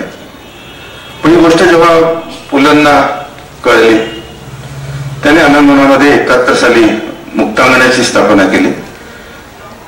ते टागोरांचे चाहते. टागोरांच्या घराचं नाव मुक्तांगण होतं. मुक्तांगण हे फ्री फोरम व्यासपीठ होतं. त्या ठिकाणी विजया मेहता असो, अरविंद देशपांडे, सुलभा देशपांडे, भक्ती बर्वे, सतीश दुभाषी, कोण आलं नाही. वर्षानुवर्ष प्रभाकर पंत पणशीकर, तुमच्या सगळ्या ह्याच्यात मी व्याख्यानमालेत नावं पाहिले. बरीचशी नावं मी तिथे बघितलीत. प्रिया उमेश कामत असो, संजय नार्वेकर असो, निर्मिती सावंत वर्षातून 3दा तिथे येते. अरे यांना सिनेमागृहात तिकीट काढूनही प्रवेश नाही, आपण त्यांना दाखवूया. त्यामुळे मी जर सिनेमा बघितला नाही, माझा जगातला पहिला शो आहे. 1999 साली छोटेखानी प्रयोग केला. त्यात 25 लोक होते आणि आम्ही आता माल निर्माण केला. याला दुकानच नाही, संस्थेला फ्लॅट नाही. कुणी नटनट्यांनी क्रिकेटपटूंनी सेंचुरी काढली की त्यांना आपण 10% खाली सदनिका देतो. आम्हाला काहीच नाही, फ्लॅटच नाही. कारण संस्थेचं नाव महारोगी सेवा समिती असं नाव आहे. तर आता आमचं काम सुरू झालंय, हमारी मांगे पुरी करो. म्हणजे रावसाहेब शिंदेनाही जाणवलं. त्यांनी तिथे आम्हाला बोलवलं की तुम्ही या, तुमचा माल घेऊन या. आम्ही प्रत्येक जण व्रत घेतो की आनंदवनाची एक वस्तू आम्ही काहीतरी वापरू. तुम्ही सांगता भीक मागू नका, काम करा. काम केल्यानंतर जर त्यांना न्याय मिळत नसेल, कारण सरकार म्हणतं टेंडर भरा. आमचा माल एवढा चांगला आहे, नाना पाटेकर मायबहिणीच्या शिवाय देतो, तुझं टॉवेल फाटतच नाही, मला पोछा बनवायला वाईट लागतं, सरकारमध्ये तुम्हाला लोएस्ट टेंडर द्यावं लागतं, आमचा माल सगळ्यात चांगला आहे, बघा माझ्या अंगावरचे कपडे, काय हरकत नाही. तसंच मी कुसुमाग्रजांकडे गेलो. ते आजारी होते सन 99. त्यांना हा कन्सेप्ट गमतीदार वाटला, कारण त्यांच्या खाली आनंदवनाची वस्तू ते वापरायचे. आसन त्यांचं आनंदवनातलं होतं. त्यांनी एकदम शब्द काढला की आनंदवन तुमच्याद्वारे, आणि त्या प्रयोगाची कल्पना त्यातून निर्माण झाली. परमपूज्य दलाई लामा तिथे वारंवार येतात, 3 दिवस राहतात. धर्मगुरू असल्यामुळे त्याचे प्रोग्राम बघत नाहीत. त्यांनी त्याचं ऑफिशियली लॉन्च केलं. बाबा आमटे त्या ठिकाणी नर्मदेमधून वापस आले होते, आणि तो जगातला पहिला प्रयोग आहे. प्रदीपला माहित नाही, ते बसलेले आहेत. ते म्हणाले माझा ऑर्केस्ट्रा बघा आहे ना, तुम्ही आहेत प्रदीप? झोपले ते, झोपला नाही, हरकत नाही, त्यांचे 2 प्रयोग झाले. म्हणून माझा जगातला पहिला प्रयोग आहे की जो कुष्ठरोग्यांनी काढलेला आहे. त्यात 200 लोक असतात, 6 गाड्या असतात की तुम्ही तिकीट काढूनही मला प्रवेश नाही. We are other side as a performer. काल परवा मी दिल्लीवरून आलो. त्यामुळे दिल्लीला काय बरेच लोक जातात. संगीत नाट्य अकादमीने दिल्लीला पहिल्यांदा प्रयोग कुष्ठरोग्याचा झाला. हा आमच्या दृष्टीने एक प्रचंड मोठा माइलस्टोन, मैलाचा दगड आम्ही मानतो. कारण मोठ्या 6 गाड्या असतात. Share and care foundation, UNICEF आणि टाटा ट्रस्ट यांनी गाड्या दिलेल्या असतात. दिल्लीची सध्याची तुम्हाला माहिती आहे की ती 1-2 आहे, किंवा त्या गाड्या येऊ देत नाहीत, जुन्या गाड्या आहेत. म्हणून आम्ही रेल्वेने गेलो. रेल्वेमध्ये फार प्रॉब्लेम असतो, कारण कुष्ठरोग्यांना तिकीट देत नाहीत. गेल्या हप्त्यामध्ये आनंदवन एक्सप्रेस निघाली, मुंबई ते काझीपेठ वीकली एक्सप्रेस. माझे मित्र सुरेश प्रभू यांनी त्याला मान्यता दिली. हप्त्यातून एकदा गेल्या हप्त्यामध्ये ती सुरू झाली. पण त्यात कुष्ठरोगी बसतील की नाही मला शंका आहे. पण आनंदवन नावाने एक गाडी निर्माण होणं हा आम्ही आमच्या इतिहासातला एक महत्वाचा माइलस्टोन मानतो. त्या तऱ्हेने बाबा आमटे डॉक्टर शिरोळे लिहितात की ते राजगुरूंचे सहकारी होते. राजगुरू 1908चा जन्म, ते दुबले पतले होते. चंद्रशेखर आझाद, मदनलाल धिंगरांनी सांगितलं की मराठा हमारे साथ काम करना है, बॉडी बनाओ. राजगुरू हनुमान व्यायाम प्रसारक मंडळात जातात. बाबा आमटे त्याच्या मागोमाग जातात. हनुमान व्यायाम प्रसारक मंडळाला माहित होते की बाबा आमटे त्यांचे विद्यार्थी होते. त्यांच्या व्यायामशाळेचा सुवर्ण महोत्सव, आपला शताब्दी महोत्सव होता. मला त्यांनी चीफ गेस्ट म्हणून बोललं, स्वस्त म्हणून. चीफ म्हणून समजतं ना, चीफ नाही, चीफ गेस्ट लोकल आहे. त्याच दिवशी नेमके गोपीनाथ मुंडे यांचं देहावसन झालं. तो कार्यक्रम निघाला. पण डॉक्टर शिरोळे लिहितात, काउंट टर्नोस्की लिहितो की बाबा आमटे 1000 दंडबैठका मारायचे. माझ्याने 5ही मारू नको, घाबरू नका. त्यांना छोटा बजरंग म्हणायचे. कुस्ती जिंकल्यानंतर मेडल त्यांनी इथे लावायला सांगितलं. लावणारा घाबरून गेला, त्यांनी स्वतःच ते टोचून घेतलं. त्यांचे वडील खूप उच्च विद्या विभूषित होते, पण त्यांनी लिहिलं की यापुढे माझ्या घराण्यात कोणीही ब्राह्मणत्व पाळणार नाही, ही माझी मिनिमम अपेक्षा असेल. यापुढे माझ्या घराण्यात कोणीही नोकरशाह होणार नाही. My father would be last bureaucrat in my family. पण त्यांनी एकच लेख लिहिला आपल्या आयुष्यात, आपल्या कुटुंबावर. माझ्या आईचे वेड, जी अशिक्षित होती, कुरूप होती आणि पागल होती. जो गदी माडगुळकर, राजाभाऊ मंगळवेळकरांनी जन्मतामध्ये 50-60 वर्षापूर्वी छापला. आनंद आकाशीने त्याचा रिप्रिंट माहेर दिवाळी अंकात 3-1 वर्षापूर्वी छापला होता. माझ्याकडून तो लेख घेतला. म्हणजे आई अशिक्षित, कुरूप आणि पागल, तिच्यावर त्यांनी का लेख लिहावा? कारण ती राजगुरूंच्या लोकांना आश्रय द्यायचे, राजगुरूंच्या लोकांचे खाणं पिणं करायचे, त्यांचे त्या काळातली ती शस्त्र असतील इकडून तिकडून देवाणघेवाण करायची. वडील पूर्ण घाबरून गेलेत की माझं पोरग हे शैतान आहे, वकिली करीत नाही, जमीन जुमला बघत नाही, स्वतः लग्न करीत नाही, बहिणींची लग्न करीत नाहीत. 9 बहिणी, 2 भाऊ, 4 हे माझे पैसे उडवतं, रेसर गाड्या, शिकारी करणं, सिनेमे बघणं. बघा किती वाईट आहे. आणि 5 ऑर्थरोडवाल्याचं कसाबचं जे काम करतं. ऑर्थरोड तुमच्या जवळचं मला आत्ता दाखवलं. कसाबचं काम करतात. तर कोणीतरी सांगितलं त्यांना गांधीकडे जा. हे असं गांधी लुंगी पंचायत त्यांना इंटरेस्ट नव्हता. फास्ट लाईफवाला माणूस. एका लग्नामध्ये कुठेतरी गांधी आले अशी बोंब उठली. त्यांच्या वडिलांनी ती संधी साधली आणि एकदम गांधींकडे ते घेऊन गेले. गांधींचं नाव ऐकलेलं होतं. तर गांधींनी म्हटलं की नौजवान ऐसे क्यों करते हो, अपने पिताजी को क्यों तकलीफ देते हो, कुछ अच्छा काम करो. आणि एका वाक्याने त्यांचे जीवन सगळं बदलून गेलं. त्यांनी गांधींचं नाव ऐकलं असतं. जंगलामध्ये आपणही असतं का वाघ दिसल्यानंतर काय होतं, वाघ असं असतो तसं असतो असं करायचं. प्रत्यक्षात वाघ दिसल्यानंतर काय होतं हे तुम्हाला कल्पना आहे. आणि एकदम यांचे गुडघे वितळले. अपसेट राहायला लागले. दोस्त म्हणजे चला ना आपण मजा करू. नाही, क्या हो गया, सब ठीक आहे. चला ना आपण सिनेमा लागला. नाही. त्यांचे प्रिन्सिपल होते, what about you child, you seem to be upset. No sir, I am fine. नाही नाही, पण तुझं अपसेट आहे. नाही म्हण. ही कहाणी साधारण 41-42 कुठली तरी कहाणी असेल. 1983 साली दरबार हॉल, इथे कसाबचा हॉल आहे. कसाब तुम्हाला माहिती आहे सगळ्यांना. त्या दरबार हॉलमध्ये बाबांना एक पुरस्कार होता. ते कधी पुरस्कार घ्यायला नॉर्मली जात नव्हते. मी त्यांच्या वतीने तिथे गेलो. सायटेशन वाचणं चालू होतं. त्या माणसाच्या डोळ्यात चमक होती. I seem to know your father. तिथे एमडी आमटे नाव होतं, पण यदुनाथ थत्तेंनी त्यांना बाबा आमटे म्हटल्यावर ते महाराष्ट्रात साहित्य क्षेत्रात बाबा आमटे नाव प्रसिद्ध झालं. कारण त्यांची आई त्यांना बाबा म्हणायची. पण बाबा बाबा आम्ही सगळे लोक त्यांना बाबा म्हणायचे. पण तिथे नाव एमडी आमटे होतं. I seem to know your father. म्हटलं he is the same man. त्याचं नाव जस्टिस हिदायतुल्ला म्हणून होतं. आणि 50 वर्षानंतर तो माणूस ओळखतो की हा आपला विद्यार्थी आहे. इतका तो फरक असतो. वरोडा हे गाव त्यांच्या जमिनी जवळ होतं. तिथले एक ऍडव्होकेट आले. वो क्या हो यार दोस्त तेरे को, अपसेट रहे तू, कल तक तो अच्छा था, चल माझ्या गावी, तू वकिली कर, शेती कर आणि तू आपलं जीवन तिथे कर. बाबांना ते प्रपोजल आवडलं. त्यांनी संन्यास घेतला, दाढी वाढवली, कपडे सोडले, जाडेभरडे कपडे, चप्पल सोडली आणि ते गावामध्ये येतात. पण आपली पागलही त्यांनी पागलखान्यातून काढली. कारण मोठे चिरंजीव म्हणून त्यांची जबाबदारी होती. पागलही त्यांनी काढली आणि ते गावात आले. ब्राह्मणवाड्यामध्ये राहायला लागलेत. His mother was total disaster.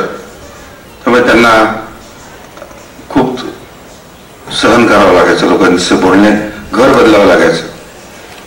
मी तात्यांना म्हटलं की तात्या, तुमचा नटसम्राट म्हातारा होता, त्याला घर मिळत नव्हतं, घर देता का घर म्हणायचं म्हटलं. माझा बाप तात्या तिशीत होता, होकारे म्हणे. म्हटलं त्यांना घर नाही मिळायचं, प्रॉब्लेम होता, घर बदलावं लागायचे. पण लहानपणी मला आठवतं की एक गाडी तिथे थांबायची, एक माणूस तिथून उतरायचा, गाडी पुढे जायची, बस. रस्त्यावरचे लोक, कॉलेजचे लोक म्हणाले क्या साला लागू की स्टाईल मारतात. आज 30-35 वर्षापूर्वी लागूंचं हे बघा तुम्ही किती मोठं तेजस्वी होते लागू. आणि त्या लागूंचे काका आचार्य अत्रेंचे सख्खे अनंत चिंतामण लागू सुद्धा मी माझ्याकडे होते. एवढा हात चालक म्हणून लिहून ठेवा. माहिती आहे तुम्हाला अनंत चिंतामण लागू? जुन्या पिढीला सगळ्यांना माहित असतील ते. का तुम्हाला माहित आहेत का? नाही माहित, त्यांना माहित नाही म्हणून म्हटलं. अनंत चिंतामण लागू सामंत साहेब माहित आहेत त्यांना. तर कुसुमाग्रजांना जेव्हा ज्ञानपीठ पुरस्कार मिळाला तुमच्या मुंबईमध्ये, लागूंनी बाबांच्या लकबींसह, म्हणजे डॉक्टर श्रीराम लागूंनी बाबांच्या लकबींसह कुसुमाग्रजांनी बाबांवर जी संत कविता लिहिली, कधीतरी बघा कुठेतरी मिळेल तुम्हाला, पण त्यात बाबांचं नाव नव्हतं, कोणाच्या लक्षात नाही आलं. ते ज्ञानपीठ पुरस्कारामध्ये बाबांच्या लकबींसह त्यांनी म्हटलं. इतके थॉट्स, ऍक्शन अँड स्पिरिट मध्ये कुसुमाग्रज एकत्र बाबांशी हे होते. बाबा आमटेंनी शेवटी स्मशानभूमीचा आश्रय घेतला. त्यांना परमेश्वराला भेटायला कधीच इच्छा नव्हती, त्यांना नेहमी भूतांना भेटायचं होतं. तेव्हा त्यांचं सगळं आयुष्य हे स्मशानभूमीत गेलं. म्हणून पुलं त्यांना शिव पार्वती म्हणायचे, दोघं नवरा बायकोला, हे स्मशानभूमीत राहणारे लोक आहेत. महाराष्ट्राचे बॅरिस्टर सी.डी. देशमुख आणि दुसरे आर.के. पाटील त्या गावात राहायचे. नेहरूंचे दोघेही सहकारी होते. तिथे एक दर्गा होतं, दर्ग्याच्या बाजूला एक आउट हाऊस होतं. बाबांना ते आवडली जागा. त्यांनी पाटील साहेबांना म्हटलं की सर आम्हाला ही जागा देते का, आम्हाला मिळू शकते का? हो म्हणाले. त्यांनी आनंद झाला, रोजगारावर कोणीतरी साफ करायला काही जागा मिळतं म्हणून. त्यांनी बाबांना ते आउट हाऊस दिलं. ते वकिली करायचे, खऱ्याचं खोटं आणि खोट्याचं खरं, पैसे मिळत होते. लहानशी गोष्ट, चांदोबाची गोष्ट, आपल्या सैन्याचे एक उपप्रमुख पुण्याला असतील तर ते 98 वर्षे असतील. दरवर्षी ते डोनेशन पाठवायचे. ते म्हणाले की माझ्या नातवाकरवी मी तुला ईमेल पाठवतो, ती वाच. ते म्हणाले की आमच्या वरी एक माणूस राहायचा, तिथे पाठी होती MD आमटे प्लीडर आणि पागल आहे, आणि हा दाढी वाढलेला बिना चपलाचा माणूस, तोच हा बाबा आमटे समजायला मला अनेक वर्ष लागलीत. त्यामुळे त्या विभागातले गावातले लाखो लोक अजून नाही आलेत, कारण पागलाईचा पागल मुलगा हे सर्टिफिकेट होतं, लक्षात ठेवा. तर बाबांनी तिथे कम्युन काढल्या. ते मार्क्सचे चाहते होते, ते मार्क्सवादी नव्हते. मार्क्स देखील मार्क्सवादी नव्हता. मार्क्स म्हणाले thank God not Marxist. Marks गेला तेव्हा त्याला पोचवायला 7 लोक होते, कोणी म्हणतात 13. मार्क्सच्या समोर स्टॅलिन, लेनिन आणि माओ यांनी लाखो करोडो लोक मारले. पण बाबांनी एकत्र जीवन एकत्र जेवण असं त्यांनी कम्युन त्याचं नाव ठेवलं, साम्यकुल नाव ठेवलं, लोकांना कळायचं नाही. त्याचं नाव त्यांनी मित्रवस्ती ठेवलं तरी लोकांना कळायचं नाही. त्याचं नाव त्यांनी शेवटी श्रमाश्रम ठेवलं, लोक शर्माश्रम म्हणायचे. एकत्र जीवन एकत्र जेवण. त्या ठिकाणी त्यांचे सहकारी आसाराम बापू नाही, आसाराम म्हणून सहकारी होते. त्यांनी श्रमरसाची निर्मिती केली. कविता श्रमरसावर त्यांनी लिहिल्या. तेव्हा संपूर्ण आमच्या 28 प्रकल्पांचं अधिष्ठान हे श्रम आहे. त्यांच्या कथनी आणि करणीमध्ये फरक नसतो. त्यातलं मी तुम्हाला जे वाक्य सांगितलं. त्यांनी आपल्या देशामध्ये पहिल्यांदा सफाई कामगारांची युनियन त्यांनी काढली. मी घाण करतो तो डोक्यात घेतो. मला सांगितलं मी की गांधींनी त्यांना भंगीयों का बादशाह असं म्हटलं. No problem. मार्केटमध्ये ते माल न्यायचे, तुम्हाला वाटेल तेवढं मूल्य टाका. त्यात त्यांना गरिबांची श्रीमंती दिसली, श्रीमंतांची गरिबी दिसली. गरीब माणसं कमी माल घेऊन जास्त पैसे टाकायचे, श्रीमंत लोक टवाळी करायचे, नौटंकी करता. पण तुम्ही जेव्हा मॉलमध्ये जाता तुम्ही किंमत विचारत नाही, तुम्ही अशी किंमत बघता खाली टॅग किती आहे. असा एक सामान्य माणसाचा प्रवास तो सुरू होतो. तेवढ्या वेळात त्यांनी माझ्या आईची फसवणूक केली. बघा किती खोटारडा माणूस आहे. संन्यास घेतला, दाढी वाढवली, माझ्या आईची फसवणूक केली. नागपुरामध्ये एक पार्टी असते, त्यांचे वडील यजमान वारलेले असतात. आमचे लोक जमीनदार, आमचे साहेब आमच्या पोरींना पोरं बघा. हो जरूर बघू. 3 महिन्यानंतर ते वापस येतात. मुलगा सापडला. कोण आहे? तर मी आहे. ती आई आभाळातून खाली पडते की समोर एक डोमकावळा उभा आहे, दाढी वाढलेली आहे, चपला नाहीत, जाडे भरडे कपडे. माझी आई खूप सुसुरूप, 14 वर्ष लहान. आता तुम्ही सांगा खोटाटेपणा एक नाही. संन्यास घेतल्यानंतर लव्ह मॅरेज करतात दोघे. बघा पाहू आमच्यानं खुनी हल्ला होतो. आरपार सूर्य इथून भोसकलेत, इथे सगळे गेला. हात त्यांचा सगळे जखमी झालेत. बँडेज बांधून त्यांचं लग्न झालं. लक्षात ठेवा, लग्नाची तारीख चुकली नाही. माझ्या आईच्या चरित्रात तुम्हाला कधी दिसेल. खूप वर्षांनी पुलंनी लेख लिहिला, संन्याशाचे लग्न. आम्ही संन्याशाची पोरं आहोत, थोडं लक्षात ठेवा. लग्नानंतर माझी आई तिथे येते. ती जाणता राजा जे आपण गागा भट, ती म्हणाले मी कुठे जाणता राजाचे लोक तिथे आले, हा गागा भटांचं काम करतो. अरे आमची आई सांगायची की आम्ही गागा भटांच्या परंपरेतले. गागा भट मूळचे बीडचे, वाराणसीला जातात आणि शिवरायांचा राज्याभिषेक करण्यात त्यांना बोलवलं होतं, हे तुम्हाला कल्पना असेल. 8 महामहोपाध्याय, इतरांच्या हातचं पाणी पिण्याचा प्रश्न नाही. रेशमाशिवाय दुसरा कपडा घातलेला नसतो. ती नागपूरवरून एकदम येते ते या श्रमाश्रमामध्ये येते. मेहतर, मांग, चांभार, शेण, गौऱ्या, दिवा, कंदील पुसणं, फुंकणी. तर तिच्यावर प्रचंड लोकांनी लिहिलं. डॉक्टर शिवाजीराव पटवर्धन तिच्यापेक्षा 40 वर्षांनी मोठे होते. ते तिला साष्टांग नमस्कार टाकायची, ही जगदंबा आहे. वसंत कानेटकरांनी तिच्यावर लिहिलं. बाबा बोरकर तिला कन्या मानायचे. कुसुमाग्रज असं कोणी लिहिलं नाही सुमती देवस्थानी, पण तिला प्रसिद्धीची अजिबात आवड नव्हती. तिच्यावर खूप लोकांनी लिहिलेलं असतं. मग हे लग्न यांचं असं होतं. बाबा आमटे रेल्वेमध्ये हॉकरचं काम करायचे. रेल्वे सामान विकणं, पुस्तकं विकणं असं काम सुरू होतं. थर्ड क्लासचा डबा त्यांना कण्याचा आवाज ऐकू आला, आपला किंचाळण्याचा आवाज ऐकू आला. बघतात तर ब्रिटिश सैनिक एका अबलेवर झपटलेले आहेत. त्यांनी चेन ओढायचा प्रयत्न केला धावत जाऊन. ते बाबा म्हणाले, ही माझी बहीण आहे. You dare touch my sister till my nostrils breath.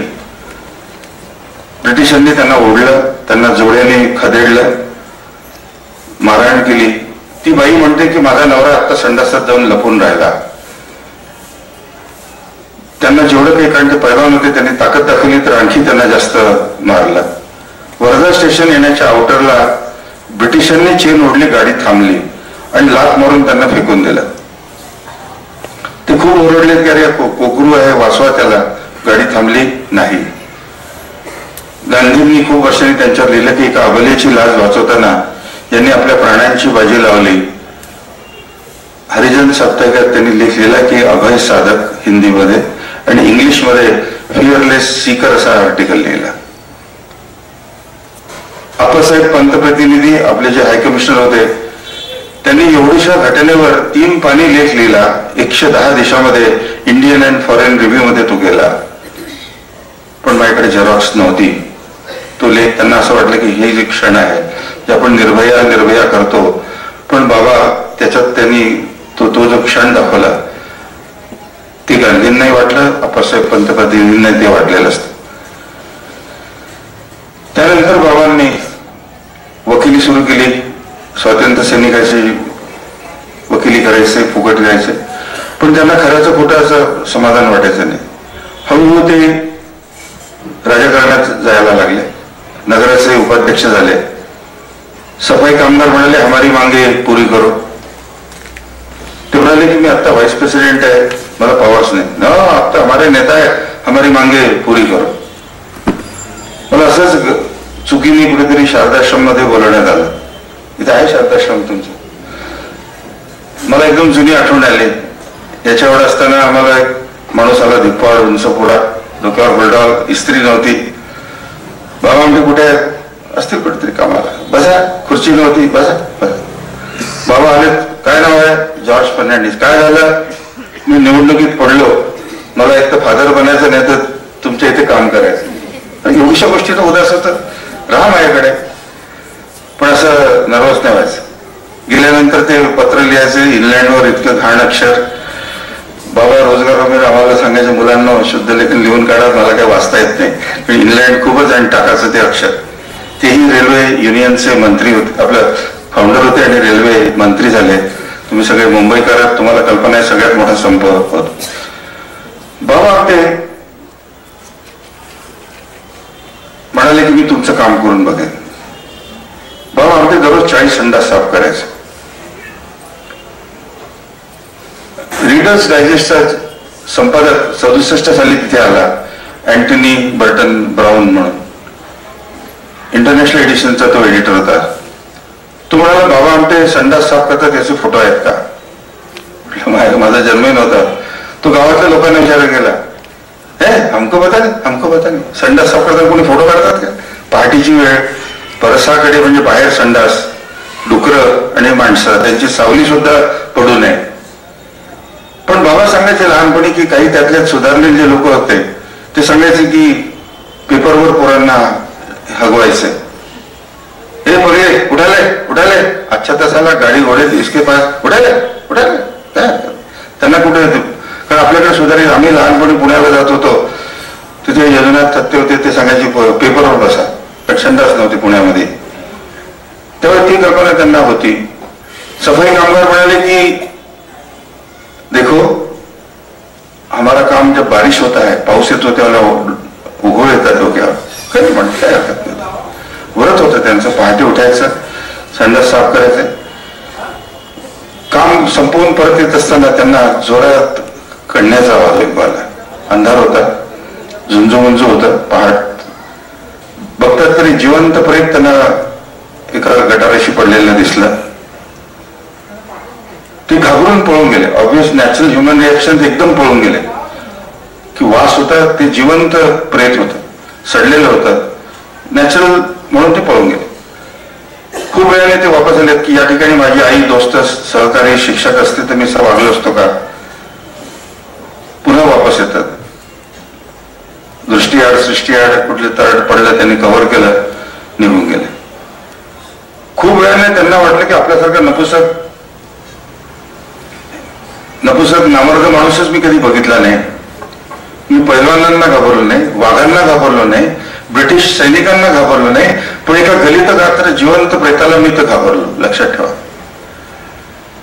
गगननारक, Abhinav Bindra, पराक्रम, पुरुषार्थ, विजयश्रीचा क्षण पकडतात. बाबा आमट्यांनी पराभवाचा क्षण पकडला.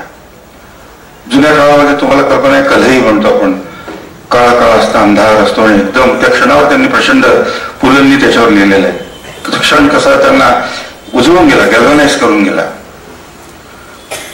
मला असं आत्ताची आठवण होती की 3-4-6 महिन्यापूर्वी मी जेवल्यानंतर घोर तपश्चर्या करतो. कल्पना आली घोर तपश्चर्या, जेवल्यानंतर घोर तपश्चर्या करतो. मला फोन आला. आता झोपेतच मी फोन घेतला. हॅलो, मला भूक लागली चोरा जेव, मला कशाला उठत तू. नाही म्हणजे मी तुझ्या दारासमोर उभा आहे. अरे आता म्हटलं मी उघडावं लागेल, दुपारची वेळ 2 वाजले. नाही म्हणजे आज महात्मा महेंद्रसिंग धोनी तुझ्याबरोबर येणार होते, तुझ्याकडे येणार होते. ऐकलं नाव महात्मा महेंद्रसिंग धोनी? ऐकलेलं आहे. धन्यवाद, तुमचं सामान्य ज्ञान फार चांगलं, काय हरकत. पण ते कर्नल असल्यामुळे आज भारत सरकारने त्यांना कारगिल दिवस करता तिकडे पाठवला. मी न मागता धोनीने मला वर्ल्ड कप जिंकल्याची बॅट दिलेली आहे. मी नाही मागितली. त्याच्यावर सगळ्या महात्मांच्या सह्या आहेत. ती विकली तर करोड रुपये आज नाही 10-20 वर्षांनी मला मिळतील. तू मला कहा दिली? नहीं मैंने मैं बचपन से जब कंडक्टर था तब से मैं बाबा आमटे के बारे में जानता हूँ. सीबीएसई में हमें लेसन्स थे. अरे तुझ्या बिहारचे शेकडो हजारो लोक इथे मेले, रडायला कोणी नव्हतं त्यांच्याकडे. नाही मैं जरूर राहूंगा. पण बाबांनी त्याचं नाव सुनंदन लेले, नाव ऐकलं असेल तुम्ही, सुनंदन लेले. तो नेहमी येतो आणि धोनी त्याच्यावर येणार होते. त्याचे आई वडील माझ्याकडे काम करायचे, एअरफोर्सला होते.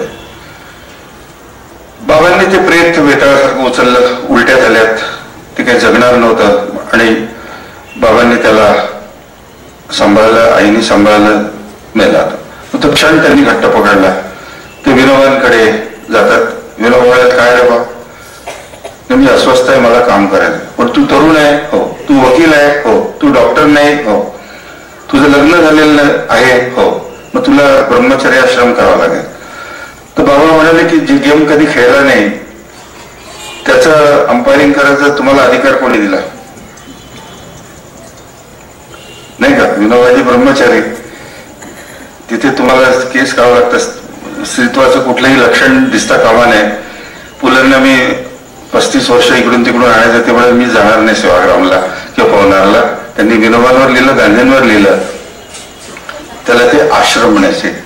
करण्याचे श्रम म्हणजे खाणं आणि बोलणं, त्याला आश्रम म्हणायचे. विनोबांनी बाबांना जीवनाचा संदेश दिला की तुमच्यातला एक तुम्ही कायम ठेवा. आम्ही काय म्हणतो, सगळेच चोर लोक आहेत. 0.0001 मी चांगला आहे, बाकी सब 0 आहे. पण 0 ही आर्यभट्टाची जगाला दिलेली देण असते. 0 डिनॉमिनेशनच्या इकडे ठेवता की इकडे ठेवता. आणि बाबांना फिलॉसॉफी जीवनाची एका वाक्यात कळली. दोघंही नवरा बायकोंनी निर्धार केला. बाबांना दत्तपूर कुष्ठधाम इथे ऍडमिशन मिळाली. परमपूज्य मनोहर दिवाण, ज्यांना गांधींनी फर्स्ट इंडियन मिशनरी म्हटलं, त्यांनी संन्यास घेतला. दत्तपूर कुष्ठधाम निघाला. गांधींना उद्घाटनाला त्यांनी बोलवलं. गांधी म्हणाले की मला हे उद्घाटनाच्या ऐवजी बंद करायला बोलवलं असतं तर मला अधिक अभिमान वाटला असता. त्या परंपरेनुसार आनंदवन बंद करणं, Baba Amte was very clear in reason, purpose, logic and direction, की बंद करणं म्हणजे जाणीवपूर्वक ज्या माणसांना समाजाने फेकून दिलं त्यांना समाजामध्ये रिसोशलायझेशन कसं करणार. डिहॅबिलिटेशन समाज करतो, रिहॅबिलिटेशन अतिशय वाईट शब्द ते मानायचे, म्हणून रिसोशलायझेशन त्याचं समाजामध्ये परत त्याला कसं ऍसिमेट करता येईल. म्हणून हजारो लोक समाजात गेलेत, वापस गेलेत, काही लोक मेलेत. कारण आपल्याकडे लग्न 3 पिढ्या बघण्याची परंपरा असते, त्यामुळे लग्न नाव बदलून लोक राहतात अशी गोष्ट असते. ते बाबांना समाधान नव्हतं. नेहरूंना त्यांनी सांगितलं की हा तरुण अस्वस्थ आहे. नेहरूंनी राजकुमारी अमृत कौरला सांगितलं की हा तरुण काहीतरी याला वेगळं द्या. बाबा आमटेंचं कलकत्ता कनेक्शन फार डीप होतं. त्यांना Calcutta school of tropical medicine मध्ये प्रवेश राजकुमारी अमृत कौर त्यांच्यामुळे मिळाला. तिथे त्यांना जेव्हा कळलं की हा रोग आपल्या पृथ्वी तलावरील सगळ्यात जुना रोग आहे, हा 3 महिन्याच्या मुलापासून ते 90 वर्षाच्या म्हाताऱ्यांपर्यंत, देशस्थ, कोकणस्थ, सावंत, परब, शिया, सुनी, कॅथलिक्स, प्रोटेस्टंट, काळी कातडी, पांढरी कातडी, पिवळी कातडी, ब्राऊन कातडी सगळ्यांना होतो. म्हणजे याला आम्ही समाजवादी रोग म्हणतो. आजचे समाजवादी नाही, पूर्वीचे समाजवादी. It's oldest known disease to mankind. रोगाचं नाव महारोग आहे, पण तुम्हाला गंमत वाटेल की या रोगाने कधीही कोणीही पृथ्वी तलावर मेलेलं नाही. करोडो लोक प्लेग, मलेरिया, इन्फ्लुएन्झा, कॉलरा, देवी, घटसर्प मरतायत, पण महारोगाची साथ वेळाने लोक मेलेत असं कधीच झालेलं नाही. मग माझ्या देशाचं नाव गिनीज बुक मध्ये आहे. हा रोग टीबीचा सख्खा चुलत भाऊ आहे. टीबी मात्र कुत्र्यांना होतो, पक्ष्यांना होतो आणि मानव मात्राला होतो, पण हा फक्त मानव मात्राला होतो. सख्खे चुलत भाऊ आहे. जगामध्ये कायद्याने यांचे मानवाधिकार काढून टाकण्यात येत होते. त्याला American labour act, British labour act, Commonwealth labour act, Indian labour act आहे तो. म्हणून मी म्हटलं आनंदवनात आजही एकच रेशन कार्ड आहे. इतक्या वर्षानंतर, इतक्या हजारो लाखो लोकांशी डील केल्यानंतर, आणि म्हणून मी युनिव्हर्सॅलिटी सांगतो की सगळ्या जगात एक वाक्यता, एक प्रमाण होतं. माझ्या देशाचं नाव गिनीज बुक मध्ये आहे की जगात सगळ्यात जास्त महारोगी माझ्या देशामध्ये आहेत. कोणीच टाळ्या वाजवल्या नाही. एक ऑस्ट्रेलिया खंडापेक्षा जास्त महारोगी माझ्या देशामध्ये आहेत. ऑस्ट्रेलिया खंडापेक्षा जास्त महारोगी. जगाची 3/4 लोकसंख्या. आज सकाळीच मला कोणतरी म्हणाले की ठाणे, जव्हारमध्ये प्रचंड मोठ्या प्रमाणात महारोग वाढलेला आहे. इथेच तुमच्या बाजूला, काही हरकत नाही. माझ्या देशाचं नाव गिनीज बुक मध्ये आहे. माळवा म्हणून प्रांत आहे, तिथे कुमार गंधर्व राहायचे. म्हटलं काका तुमचा प्रांत गिनीज बुक मध्ये आहे. मी माळव्याच्या नाही, मी कर्नाटकाच्या आहे रे, लक्षात ठेव. पण मला माहित आहे तिथे आजही गाववाले, पोलीस आणि नातेवाईक मिळून खड्डा करून महारोग्यांना जिवंत पुरतात किंवा जाळतात. हे तुझं पूर्वजन्माचं पातक आहे. आम्ही तुला जाळतो किंवा गाडतो. यानंतर तुला 80 दशलक्ष योनीतून फेरे करण्याची आवश्यकता नाही, तुला मोक्षप्राप्ती मिळेल. बघा किती उदात्त हेतू आहे. आता गाववाले, पोलीस आणि नातेवाईक FIR करायला कोण शिल्लक राहिला? FIR ऍक्सेप्ट करायला कोण शिल्लक राहिला? हा प्रॉब्लेम आहे माझा. म्हणून most murderous pocket in the world म्हणून त्याची ख्याती आहे. अभिमान वाटायला तुम्हाला आपल्या देशाचं नाव गिनीज बुक मध्ये. त्यानंतर तुम्ही जर मला सांगितलं की महारोग काय आहे, का होतो, कसा होतो, एका व्यक्तीतून दुसऱ्या व्यक्तीत कसा जातो, गुरांना का होत नाही, बाबा आमटेंची 4थी पिढी माझे नातू तिथे राहतात, त्यांना का झालेलं नाही, त्याविषयी तुम्हाला वैद्यकीय शास्त्राचा 113-14 वर्ष न मिळालेला 10.5 कोटीचा नोबेल पुरस्कार मिळेल. मग त्या व्यक्तींचा गुन्हाच काही नाही. HIV मध्ये काहीतरी जाणीवपूर्वक अजाणतेपणा कोणीतरी गुन्हा केलेला असतो. तर आम्ही तिथे समाजावर उपचार करत बसलेलो आहे, डॉक्टरांवर उपचार करत बसलो की एक खासगी दवाखाना मला दाखवा देशामध्ये. एक खासगी दवाखाना. गुप्तरोग तज्ञ म्हणत नाही मी तुम्हाला. हार्ट स्पेशालिस्ट दगड मारला की डॉक्टर पडतो, तुम्हाला कल्पना आहे. तर असं सगळीकडे जगामध्ये सगळीकडे होतं. ख्रिश्चन लोक म्हणायचे, पॅरिश प्रिस्ट म्हणायचे की God excuse me, we are cremating you, we are burying you, we are relieving you of your distress, you will straight away go to heaven. Hindu म्हणतो 80 दशलक्ष योनीतून फेरे नाही. पादरी म्हणतो की सरळ मोक्षप्राप्ती होईल. आवाज उठल्यानंतर 18व्या शतकामध्ये त्यांना सगळ्या सो कॉल्ड सिव्हिलायझेशनने 18व्या शतकात जहाजावर अतिशय अमानवीरित्या कोंबून यांना हवाई बेटांवर नेण्यात आलं. युरोपचा नकाशा बघा आणि हवाई बेटा बघा.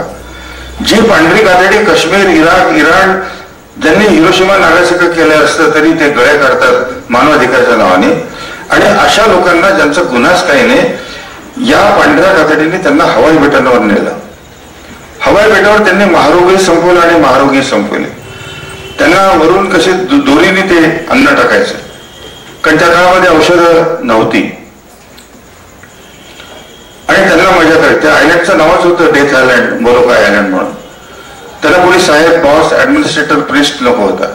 पण एक माणूस तिथे राहिला आणि त्याला दुर्दैवाने महारोग झाला. त्याचं नाव फादर डेमियन, जो आपण फ्लॉरेन्स नायटिंगेल सारखं आपण त्याला लेजंड म्हणतो. अमेरिका जगावर राज्य करतं. अमेरिकेमध्ये अनेक महारोगी बंदिस्त करून ठेवलेले आहेत. लुइसियाना प्रांतामध्ये मध्यंतरी कॅटरीना नावाचं वादळ आलं होतं. इंडियन कॅटरीना वादळ नाही, अमेरिकन कॅटरीना वादळ. ठीक आहे, त्याला कोणतरी निक्सन असतील का कोणी जॉन्सन असतील, त्यांनी ते लगेच बंद करून टाकलं. त्यांना सगळ्या सुखसोयी दिल्या, बटन कम्फर्ट्स आहेत पण नाही.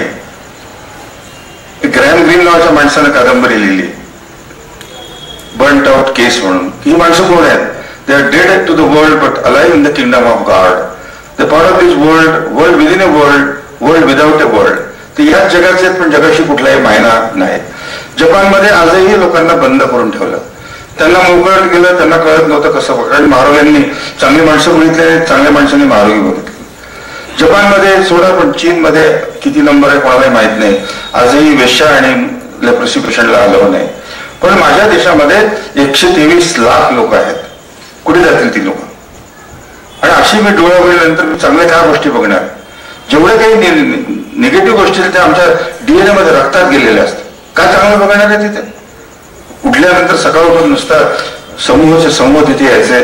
बाबा त्याचे ड्रेसिंग करायचे, त्याची दाढी करायची, आई गरम पाणी करायची, कपडे धुवायची. त्या माणसाने जी कृतज्ञता त्या व्यक्ती केली त्याचं नाव आनंद असतं. म्हणून मी कधी प्रेसला जात नाही. बाबा या गोष्टीबद्दल कधी उहापोह करत नव्हते. आणि त्यांनी या सगळ्या गोष्टी शून्यातून केलेल्या आहेत. आणि तिथे जेव्हा कलकत्त्याला त्यांना ऍडमिशन मिळते, त्यांना जेव्हा कळलं की प्रायोगिक जनावर नाही, त्यांनी सांगितलं माझ्या शरीरात जंतू टाका. मग याला चांदोबाच्या कहाण्या म्हणतात. बरं वाटतं नाही का? ते डॉक्टर हदरले, अरे तू वकील आहे, तू तरुण आहे, तुझं लग्न झालेलं आहे. नाही, माझ्या शरीरात जंतू टाका. बाबांच्या शरीरात जंतू टाकण्यात आले. मृत, जिवंत, अँटीजेन्स म्हणतात, सगळ्या त्याचे प्रयोग केले गेले. 6 महिन्यानंतर त्यांचा पहिला नंबर येतो, कारण तो डॉक्टरांचा कोर्स असतो. पण त्यांना सर्टिफिकेट मिळत नाही.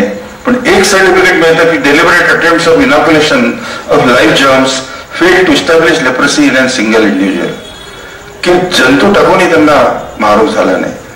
म्हणजे कहाणी शून्यातून सुरू होते. तिथे कुटुंब नाही. चांदा जिल्हा सगळ्यातला मागासलेला जिल्हा. दगड दगड दगड, जंगल, 14 रुपये. आणि माझे आई वडील ती कहाणी सुरू करतात. 14 रुपये. आणि बाबा त्याचं ड्रेसिंग करणार, हे करणार. एका ठिकाणी महारोगी उपाशी होते. हा पब्लिक ट्रस्ट आहे, तेव्हाही तो ट्रस्ट होता. कोणतरी सांगितलं की हमारा सेट बहुत बडा आहे, महारोगी उपाशी आहे, आपण त्या सेटकडे जाऊ. प्रवास करून ते सेटकडे जातात, गादीवर बसतात. सेट आ रहा है, सेट आ रहा है, सेट पूजा कर रहे. सेट येतच नाही, सेट येतच नाही. बाबा बाहेर जातात. त्यांच्या चौकीदारांनी त्याला 4 आणे की 8 आणे काहीतरी दिले. त्यानंतर जगप्रसिद्ध वाक्य बाबांचं होतं की मी कधीही कोणाकडे जाणार नाही. की दान माणसाला नादान बनवतं, दान माणसाला दीन बनवतं, दान माणसाला लाचार बनवतं. Give them a chance not charity. त्यांचा वर्ड आहे चान्सिटी, चान्स अँड चॅरिटी. लक्षात ठेवा. त्यातून अपमान झाल्यामुळे ते वाक्य असं निर्माण होतं. परवा डॉक्टर संजय कळमकरनी एक वाक्य मला सांगितलं मग त्याला म्हटलं असंच मी तुला वाक्य सांगतो. एक सेठ आहे, सेठ नेहमी फोन घेतो. एक संत एकनाथ सारखा एक माणूस होतो, सेठ मला तहान लागली, पाणी द्या सेठ. सेठ म्हणतो का बोलत नाही, मोबाईलवर बिझी असतो. सेठ मेरे को प्यास लगी, सेठ पानी दो. सेठ लक्ष देत नाही. पुन्हा तो म्हणतो सेठ प्यास लगी, पानी दो. मेरे पास आदमी नहीं है, मैं इंपॉर्टेंट काम बात कर रहा हूं. हा माणूस म्हणतो सेठ एक बार तो आदमी बन जाओ और मेरे को पानी दो.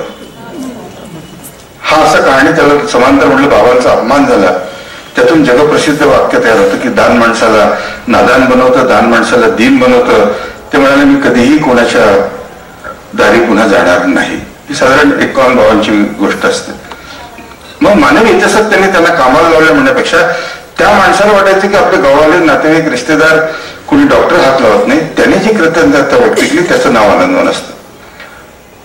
आणि असं कधी मानवी इतिहासात झालं नाही की माझ्या घरामध्ये गांधींचा फोटो आजही नाही. तिथे 2 बायकांचे फोटो होते. आता माहित नाही आमचा बाप काय करायचा, सुंदर बायकांचे फोटो होते, गांधींचा फोटो नाही, चांगल्या बायकांचे फोटो होते, अजूनही आहेत, ते दाखवील तुम्हाला. बाबांनी आपल्या मित्रमैत्रिणींना लिहिलं की मी अशा अशा कामात पडतो, तुमची विदाई घेतो, निरोप घेतोय. त्या लोकांना आश्चर्य वाटलं की घाण कामात कसं का पडतं, दक्षिण ध्रुव उत्तर ध्रुव. तेव्हा बाबांनी जगप्रसिद्ध वाक्य, लॉर्ड चेस्टरटनचं एक वाक्य होतं की माझे हेच डोळे अजंठा, एलोरा, फतेपूर सिक्री, एलिफंटा, खजुराहो मध्ये जाऊन सौंदर्याची अभिव्यक्ती बघतात, पण माझे तेच डोळे जिवंत माणसामध्ये सौंदर्य बघत नाहीत. त्यात चिरघृणा आणि उपेक्षा का, त्या प्रश्नाचा शोध घेण्याकरता मी कामात पडतो. पहिलं डोनेशन हे ग्रेटा गार्बो, नॉर्मा शिरर, ज्यांना टनानी ऑस्कर अवॉर्ड्स होते. म्हणून बाबा म्हणाले की हा प्रवास जो आहे, P N pen friendship to P N pen friendship. पुन्हा म्हणायचे आनंदवन काय, लेखण्यांची मैत्री ते दुखण्यांची मैत्री, साठा उत्तराची कहाणी. सो सिंपल आहे. म्हणून बाबांचं वाक्य होतं, ख्रिस्त ही त्यांची सर्वोच्च प्रेरणा होती आणि साने गुरुजी करुणेची प्रेरणा. त्यांचं वाक्य होतं की वधस्तंभ पेलायाचे बळ नाही माझ्या कायेत, चाललो मी त्याच्या छायेत. If I can't carry mighty load of the cross, I am attempting to walk in the shadow of the cross. तर बाबांच्या प्रत्येक देशामध्ये पुस्तकं आहेत.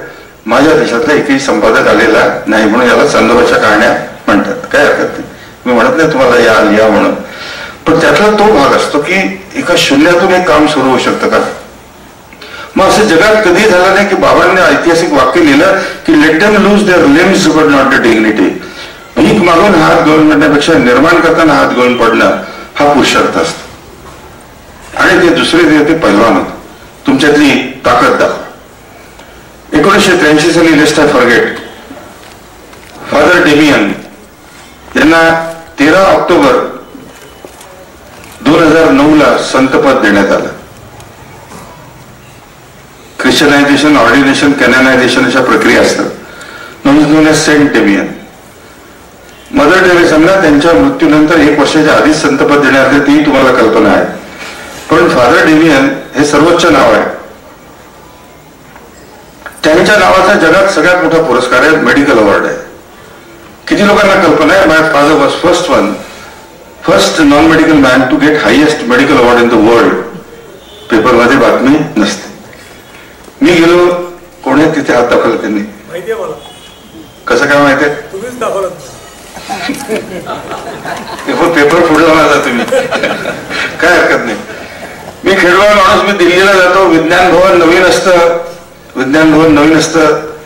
खेड्यातला माणूस, तिथे 3ऱ्या पानावर बाबांचा फोटो असतो, स्पॅनिश, स्वीडिश, अमेरिकन, फ्रेंच. अभिमान वाटलं खेडवळ माणसाला मला, अरे आपल्या बाबाचा फोटो दिसतो इथे, की जगातला सगळ्यात मोठा अवॉर्ड असतो. तिथे लॉबीमध्ये गेलो तर ख्रिश्चन लोक म्हणतात क्या है, come here to receive award on behalf my father. Where is your father. ते जातले पुरस्कार घ्यायला वगैरे आहे ना. We don't give award proxy, in proxy. चलो, and you can't be delegate इधर, कारण ही इंटरनॅशनल काँग्रेस आहे, जगातले 2,500 डेलिगेट्स आहेत आणि त्याचं बुकिंग 3 महिन्यापूर्वी संपलेलं आहे. चलो,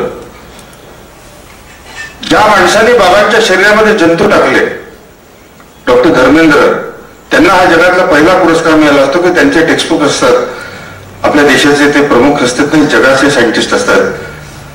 तेव्हा मोबाईल फोन नव्हते, 83 साली की माझा नंबर त्यांनी माझी वेळ ओळख नव्हती.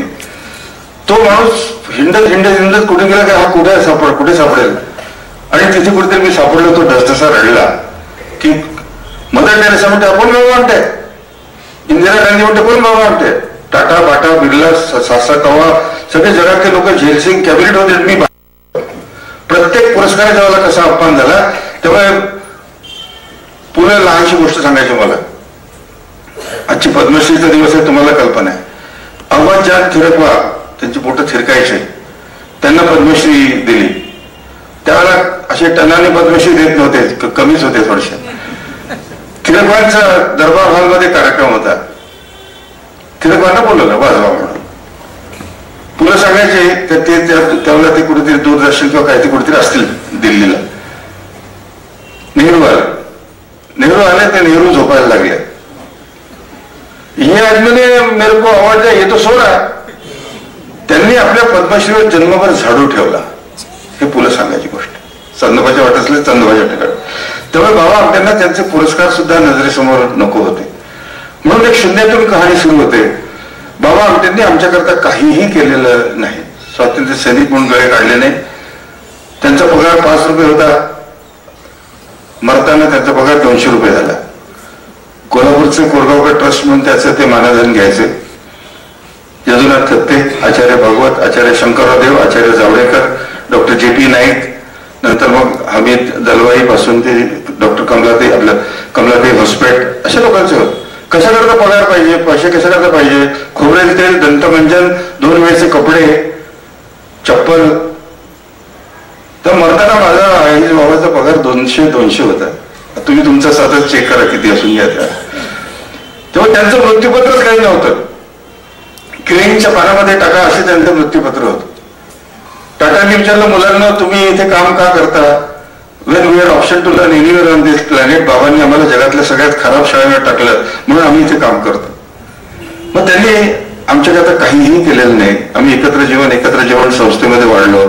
So we happen to be somebody's biological children.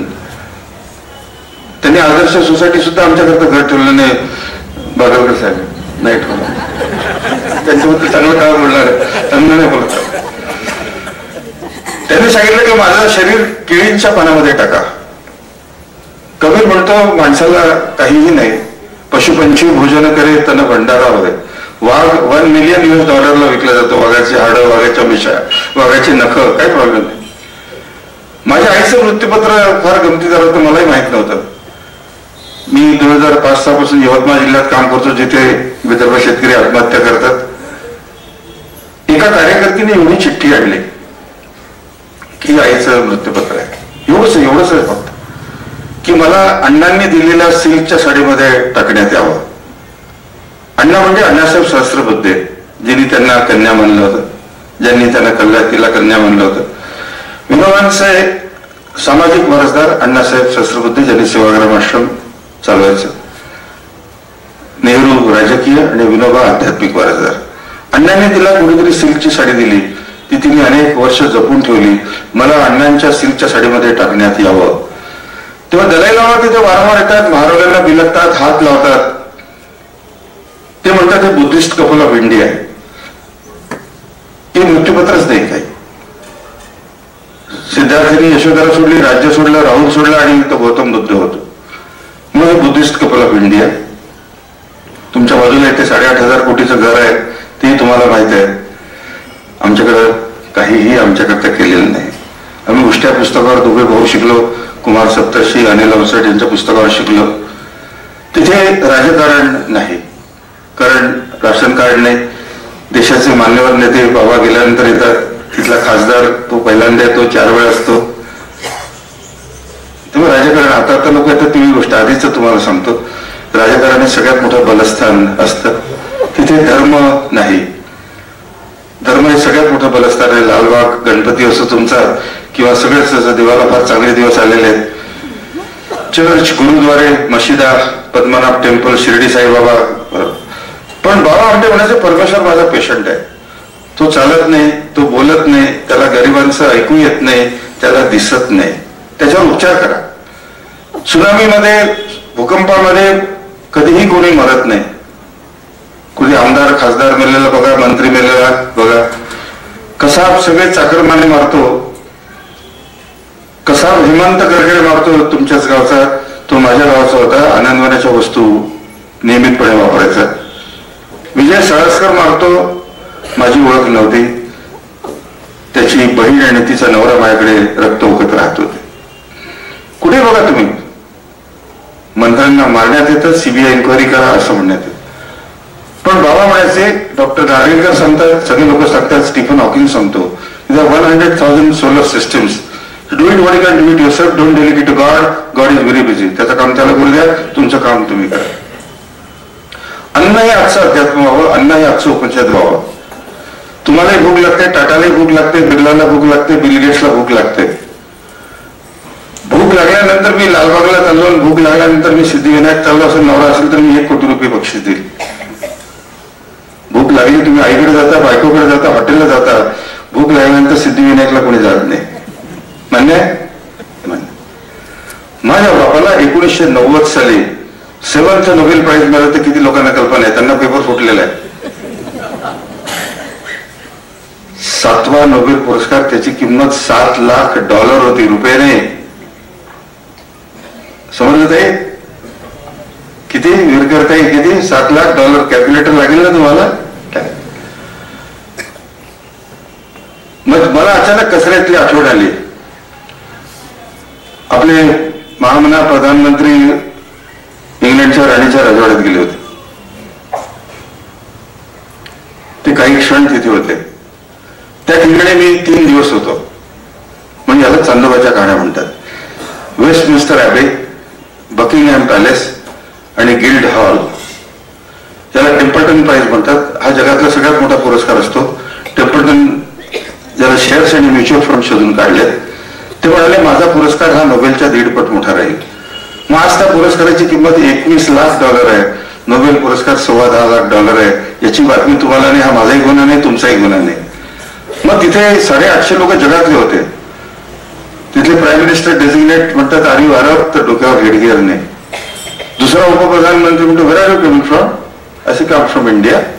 पण माझे मित्र राजीव गांधी, मोदी सुद्धा बंद बॅग सूट घेऊन गेले होते. पण मी माझ्या इथेच तयार झालेले कपडे, माझ्या इथेच तयार झालेली लोखंडी बॅग, याची पेपरमध्ये बातमी नाही आली. म्हणजे याला चांदोबाच्या कहाण्या म्हणतात. पण तिथे जेव्हा बाबा आपले फादर टेरेसा म्हटलं तिच्यापेक्षा केव्हाही जास्त लोक माझ्याकडे होते. करुणेचे 2 अर्थ नरहर कुरुंदकर, कुसुमाग्रज किंवा अनेक लोकांनी लिहिलं की तिने अंथरुणावर बसलं, बाबांनी खाली उतरवलं. म्हणून डॉक्टर स्वामीनाथन म्हणतात की बाबा आमटे समजायला अजून देशाला, माझी आई समजायला 500 वर्ष लागतील. ख्रिस्त समजायला वेळ लागला, तुकाराम समजायला वेळ लागला, ज्ञानेश्वर समजायला वेळ लागला. आमचा ताई बाबा आहे, तुमचा साई बाबा जसा आहे ना, आमचा ताई बाबा समजायला 500 वर्ष लागतील. म्हणून कोणाला नाही म्हणायचं नाही. असं जगाच्या इतिहासात कुठे झालं नाही. महाराजांनी अंधशाळा काढली, अपुणे शाळा काढली, कर्णबधिरी शाळा काढली, 4 डिग्री कॉलेजेस काढले, 4000 पोरं ते शिकतात. पॉलिटेक्निक आहे, त्यांनी 100% हेमकसा काढलं, त्यांनी वर्कर्स युनिव्हर्सिटी काढली, अनेक आंदोलनं काढलेत. म्हणून मी वेळाकडे खातो, वेळाकडे चालतो, वेळाकडे बोलतो. चांगलं वाटलं की लोक शेंदूर लावतात. म्हणून मी शेंदूर मग सगळ्या फाटक इकडे गेलो, तुम्ही ते लागायला लागले म्हणजे आम्ही शेंदूर लावत नाही, एलर्जी आम्हाला. का हो फाटक सांगा ना. बरोबर बरोबर सांगा, शेंदूर लावून घेत नाही. त्या तऱ्हेने आता आमचं काम सुरू झालेलं आहे.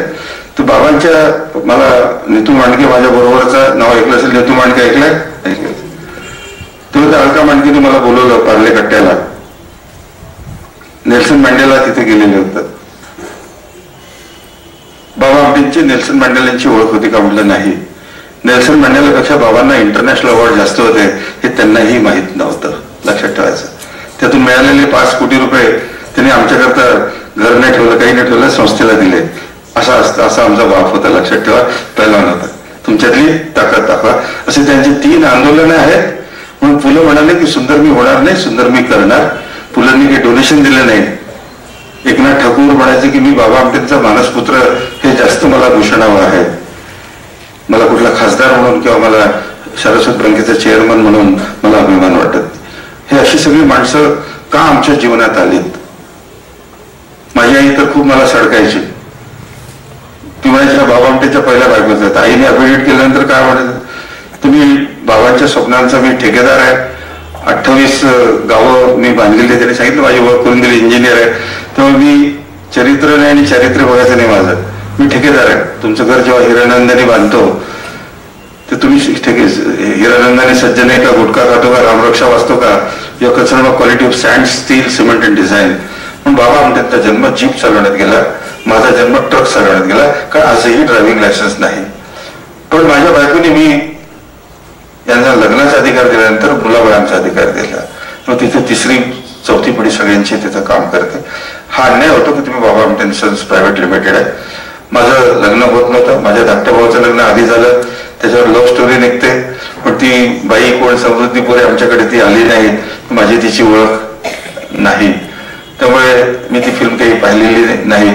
पण अशा तऱ्हेने बाबा म्हणाले की तुम्ही आता लोक आहेत तिथे, ज्या दिवशी माझ्या लोकांवर टेक्स्टबुक निघेल, ज्या दिवशी माझ्या पोरांवर फिल्म निघेल, पण दे आर माय ब्रँड अँबॅसेडर्स, की ज्यांनी कामं करायला नको हे एकलव्य आहेत त्यांच्यावर लिहा. तृतीयपंथी भिकाऱ्यांना दाखवा, स्ट्रीट किडना दाखवा. गांधी, विनोबा, विवेकानंद फ्लडलाईट लावायची गरज नाही. असं माझे ब्रँड अँबॅसेडर्स कसे आहेत, अशा अनेक संस्था आहेत. ही जगातली सगळ्यात मोठी एंटरप्राइजेस ऑन्टरप्रिनरशिप आहे. माझं लग्न होत नव्हतं, माझं नाव गिनीज बुकमध्ये होतं, मला प्रत्येक शिक्षकांनी वर्गाच्या बाहेर मारून काढलं होतं, तरी टाळ्या वाजवल्या नाही लोकांनी. गिनीज बुकमध्ये माझं नाव होतं.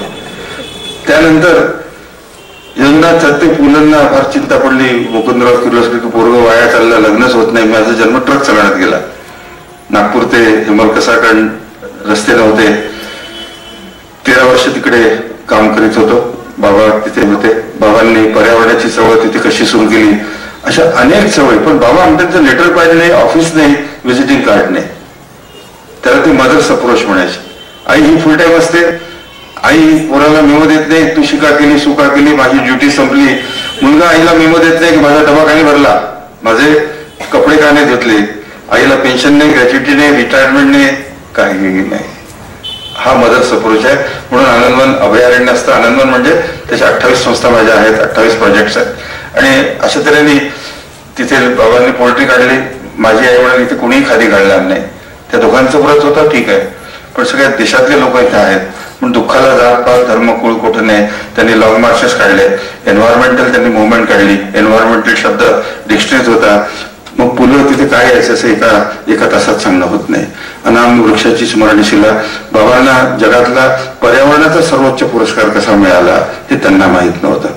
युनोचा सर्वोच्च पुरस्कार त्यांना कसा मिळाला ते जगामध्ये एकटे आहेत की ज्यांना United Nations human rights award मिळालेले आहे हे त्यांनाही माहीत नव्हतं. त्यांनी भारतरत्न फेकली. आजचा दिवस आहे. त्यांनी पद्मश्री पद्मविभूषण सगळे पुरस्कार फेकले. बाबा आमटेंचा फोटो मला तुम्ही कुठल्याही शासकीय ऑफिसमध्ये, जिल्हा परिषदमध्ये, मंत्रालयात दाखवा तरी 1 कोटी रुपयाचे बक्षीस दिले. ते बाबा आमटे देशद्रोही होते. त्यांना जगाचा सर्वोच्च पुरस्कार स्पिरिट ऑफ फ्रीडम कंडिक्ट होता. फ्रान्स सरकारचा लेजॉ दी ऑनर होता. म्हणून मी बाबा आमटेंचा सेक्रेटरी आणि ठेकेदार जेव्हा म्हणतो की 3 ट्रस्ट त्यांचे 3ही आंदोलनाला जगाचे सर्वोच्च पुरस्कार मिळालेले. पुरस्काराने माझा बाप मोठा होत असं नाही आहे. मग केवळ एक वजन टाकण्याकरता पाठवत तुम्हाला सांगितलं. मग माझं लग्न होत नव्हतं. मग पुलंना चिंता पडली, यदुनाथला चिंता पडली की मुकुंदराव किर्लोस्करांची की पोरगं वाया गेलं, ट्रक चालवतं, बरोबर. त्यांनी शेवटी पर्याय म्हणून जगदीश गोडबोलेंनी रोहिणीमध्ये जाहिरात दिली, बाबा आमटेंना सून हवी. फुकट छापली काण्यांनी पहिल्यांदा आणि शेवटची. तुम्हाला माहिती कोडवड असतं, पण त्यांनी मी थोर असल्यामुळे, वजनाने थोर असल्यामुळे माझी जाहिरात फुकट छापली. काय हरकत नाही. त्यांची पुतणी परवा आली ती म्हणे आमचा काका खूप कंजूस होता, मला आठवतं म्हणे, पण गिनीज बुक असल्यामुळे कोणी अप्लाय केलं नाही, कोणी अप्लाय नाही केलं. मान्य मान्य. त्यानंतर आजचीच तारीख होती, दरबार हॉल. अशीच तिकडे बाबांना पाकिस्तानात मरायचं होतं. ते 6 वेळा पंजाबमध्ये गेलेत. ज्यावेळेला पंजाबमध्ये कोणी जात नव्हतं इंदिरा गांधींच्या देहांतानंतर. त्यांच्या मिशनचं नाव होतं पीस बाय पीस मिशन. त्यांनी कन्याकुमारी ते काश्मीर लॉंग मार्च काढला, अरुणाचल ते गुजरात लॉंग मार्च काढला. शेकडो तरुण सायकलवर तयार होते. त्यांना पाकिस्तानामध्ये देह ठेवायचा होता. टाटांनी त्यांना गाडी दिली, त्याचं नाव मी पाकिस्तान ॲम्ब्युलन्स ठेवलं होतं. बाबा दिल्लीला थांबलेत. मुशर्रफनी विसा दिला नाही. मला फोन आला, माझा फोन बंद होता, बँकेतून फोन आला, लाइटली टर्न कॉल, जल्दी जाओ वी टर्न कॉल. थोड्या वेळाने मी पोचलो तर तिथे म्हणतात, नमस्कार, मैं अनंत कुमार बोल रहा हूँ. क्या बात है अनंत कुमार जी? अटल जी आपसे बात करना चाहते थे पर वो मुलायम के लड़के की शादी को चले गए. बाबा हमने सभी पुरस्कार लौटा दिए. अटल जी की इच्छा है कि बाबा को देश का सबसे बड़ा पुरस्कार देनी है. ते घेतील म्हटलं, पण राजकीय असेल तर ते घेणार नाही आणि युनानिमस असेल तर ते घेतात. पण ते 850 किलोमीटर नर्मदा किनारी होते. बाबा तयार झाले. त्या पुरस्कारामध्ये राष्ट्रपती, उपराष्ट्रपती, प्रधानमंत्री, Sushma Swaraj, Advaniji, chief justice of India, speaker of India असे सगळे लोक होते. बाबा दिल्लीत मुशर्रफने विसा दिला नाही, वाट बघत होते. नर्मदा किनाऱ्यावरून ते त्यांना रावी किनारी देह ठेवायचा होता की 3.5 महायुद्ध झाले तरी आपण आज बघता तुम्ही 26 जानेवारी असं कसं आपल्याला. परवा माझे कपडे काढायचे नाही ठेवले, चपला काढल्या, धागा खोलो, माझ्याकडे माझी आहे, खोलो, जे बॉम्ब आहे क्या? अरे म्हटलं बॉम्ब मी असं ओपनली कसा नेल, मला एक स्लीप ॲपनिया करता मशीन लागते, मला इतका त्रास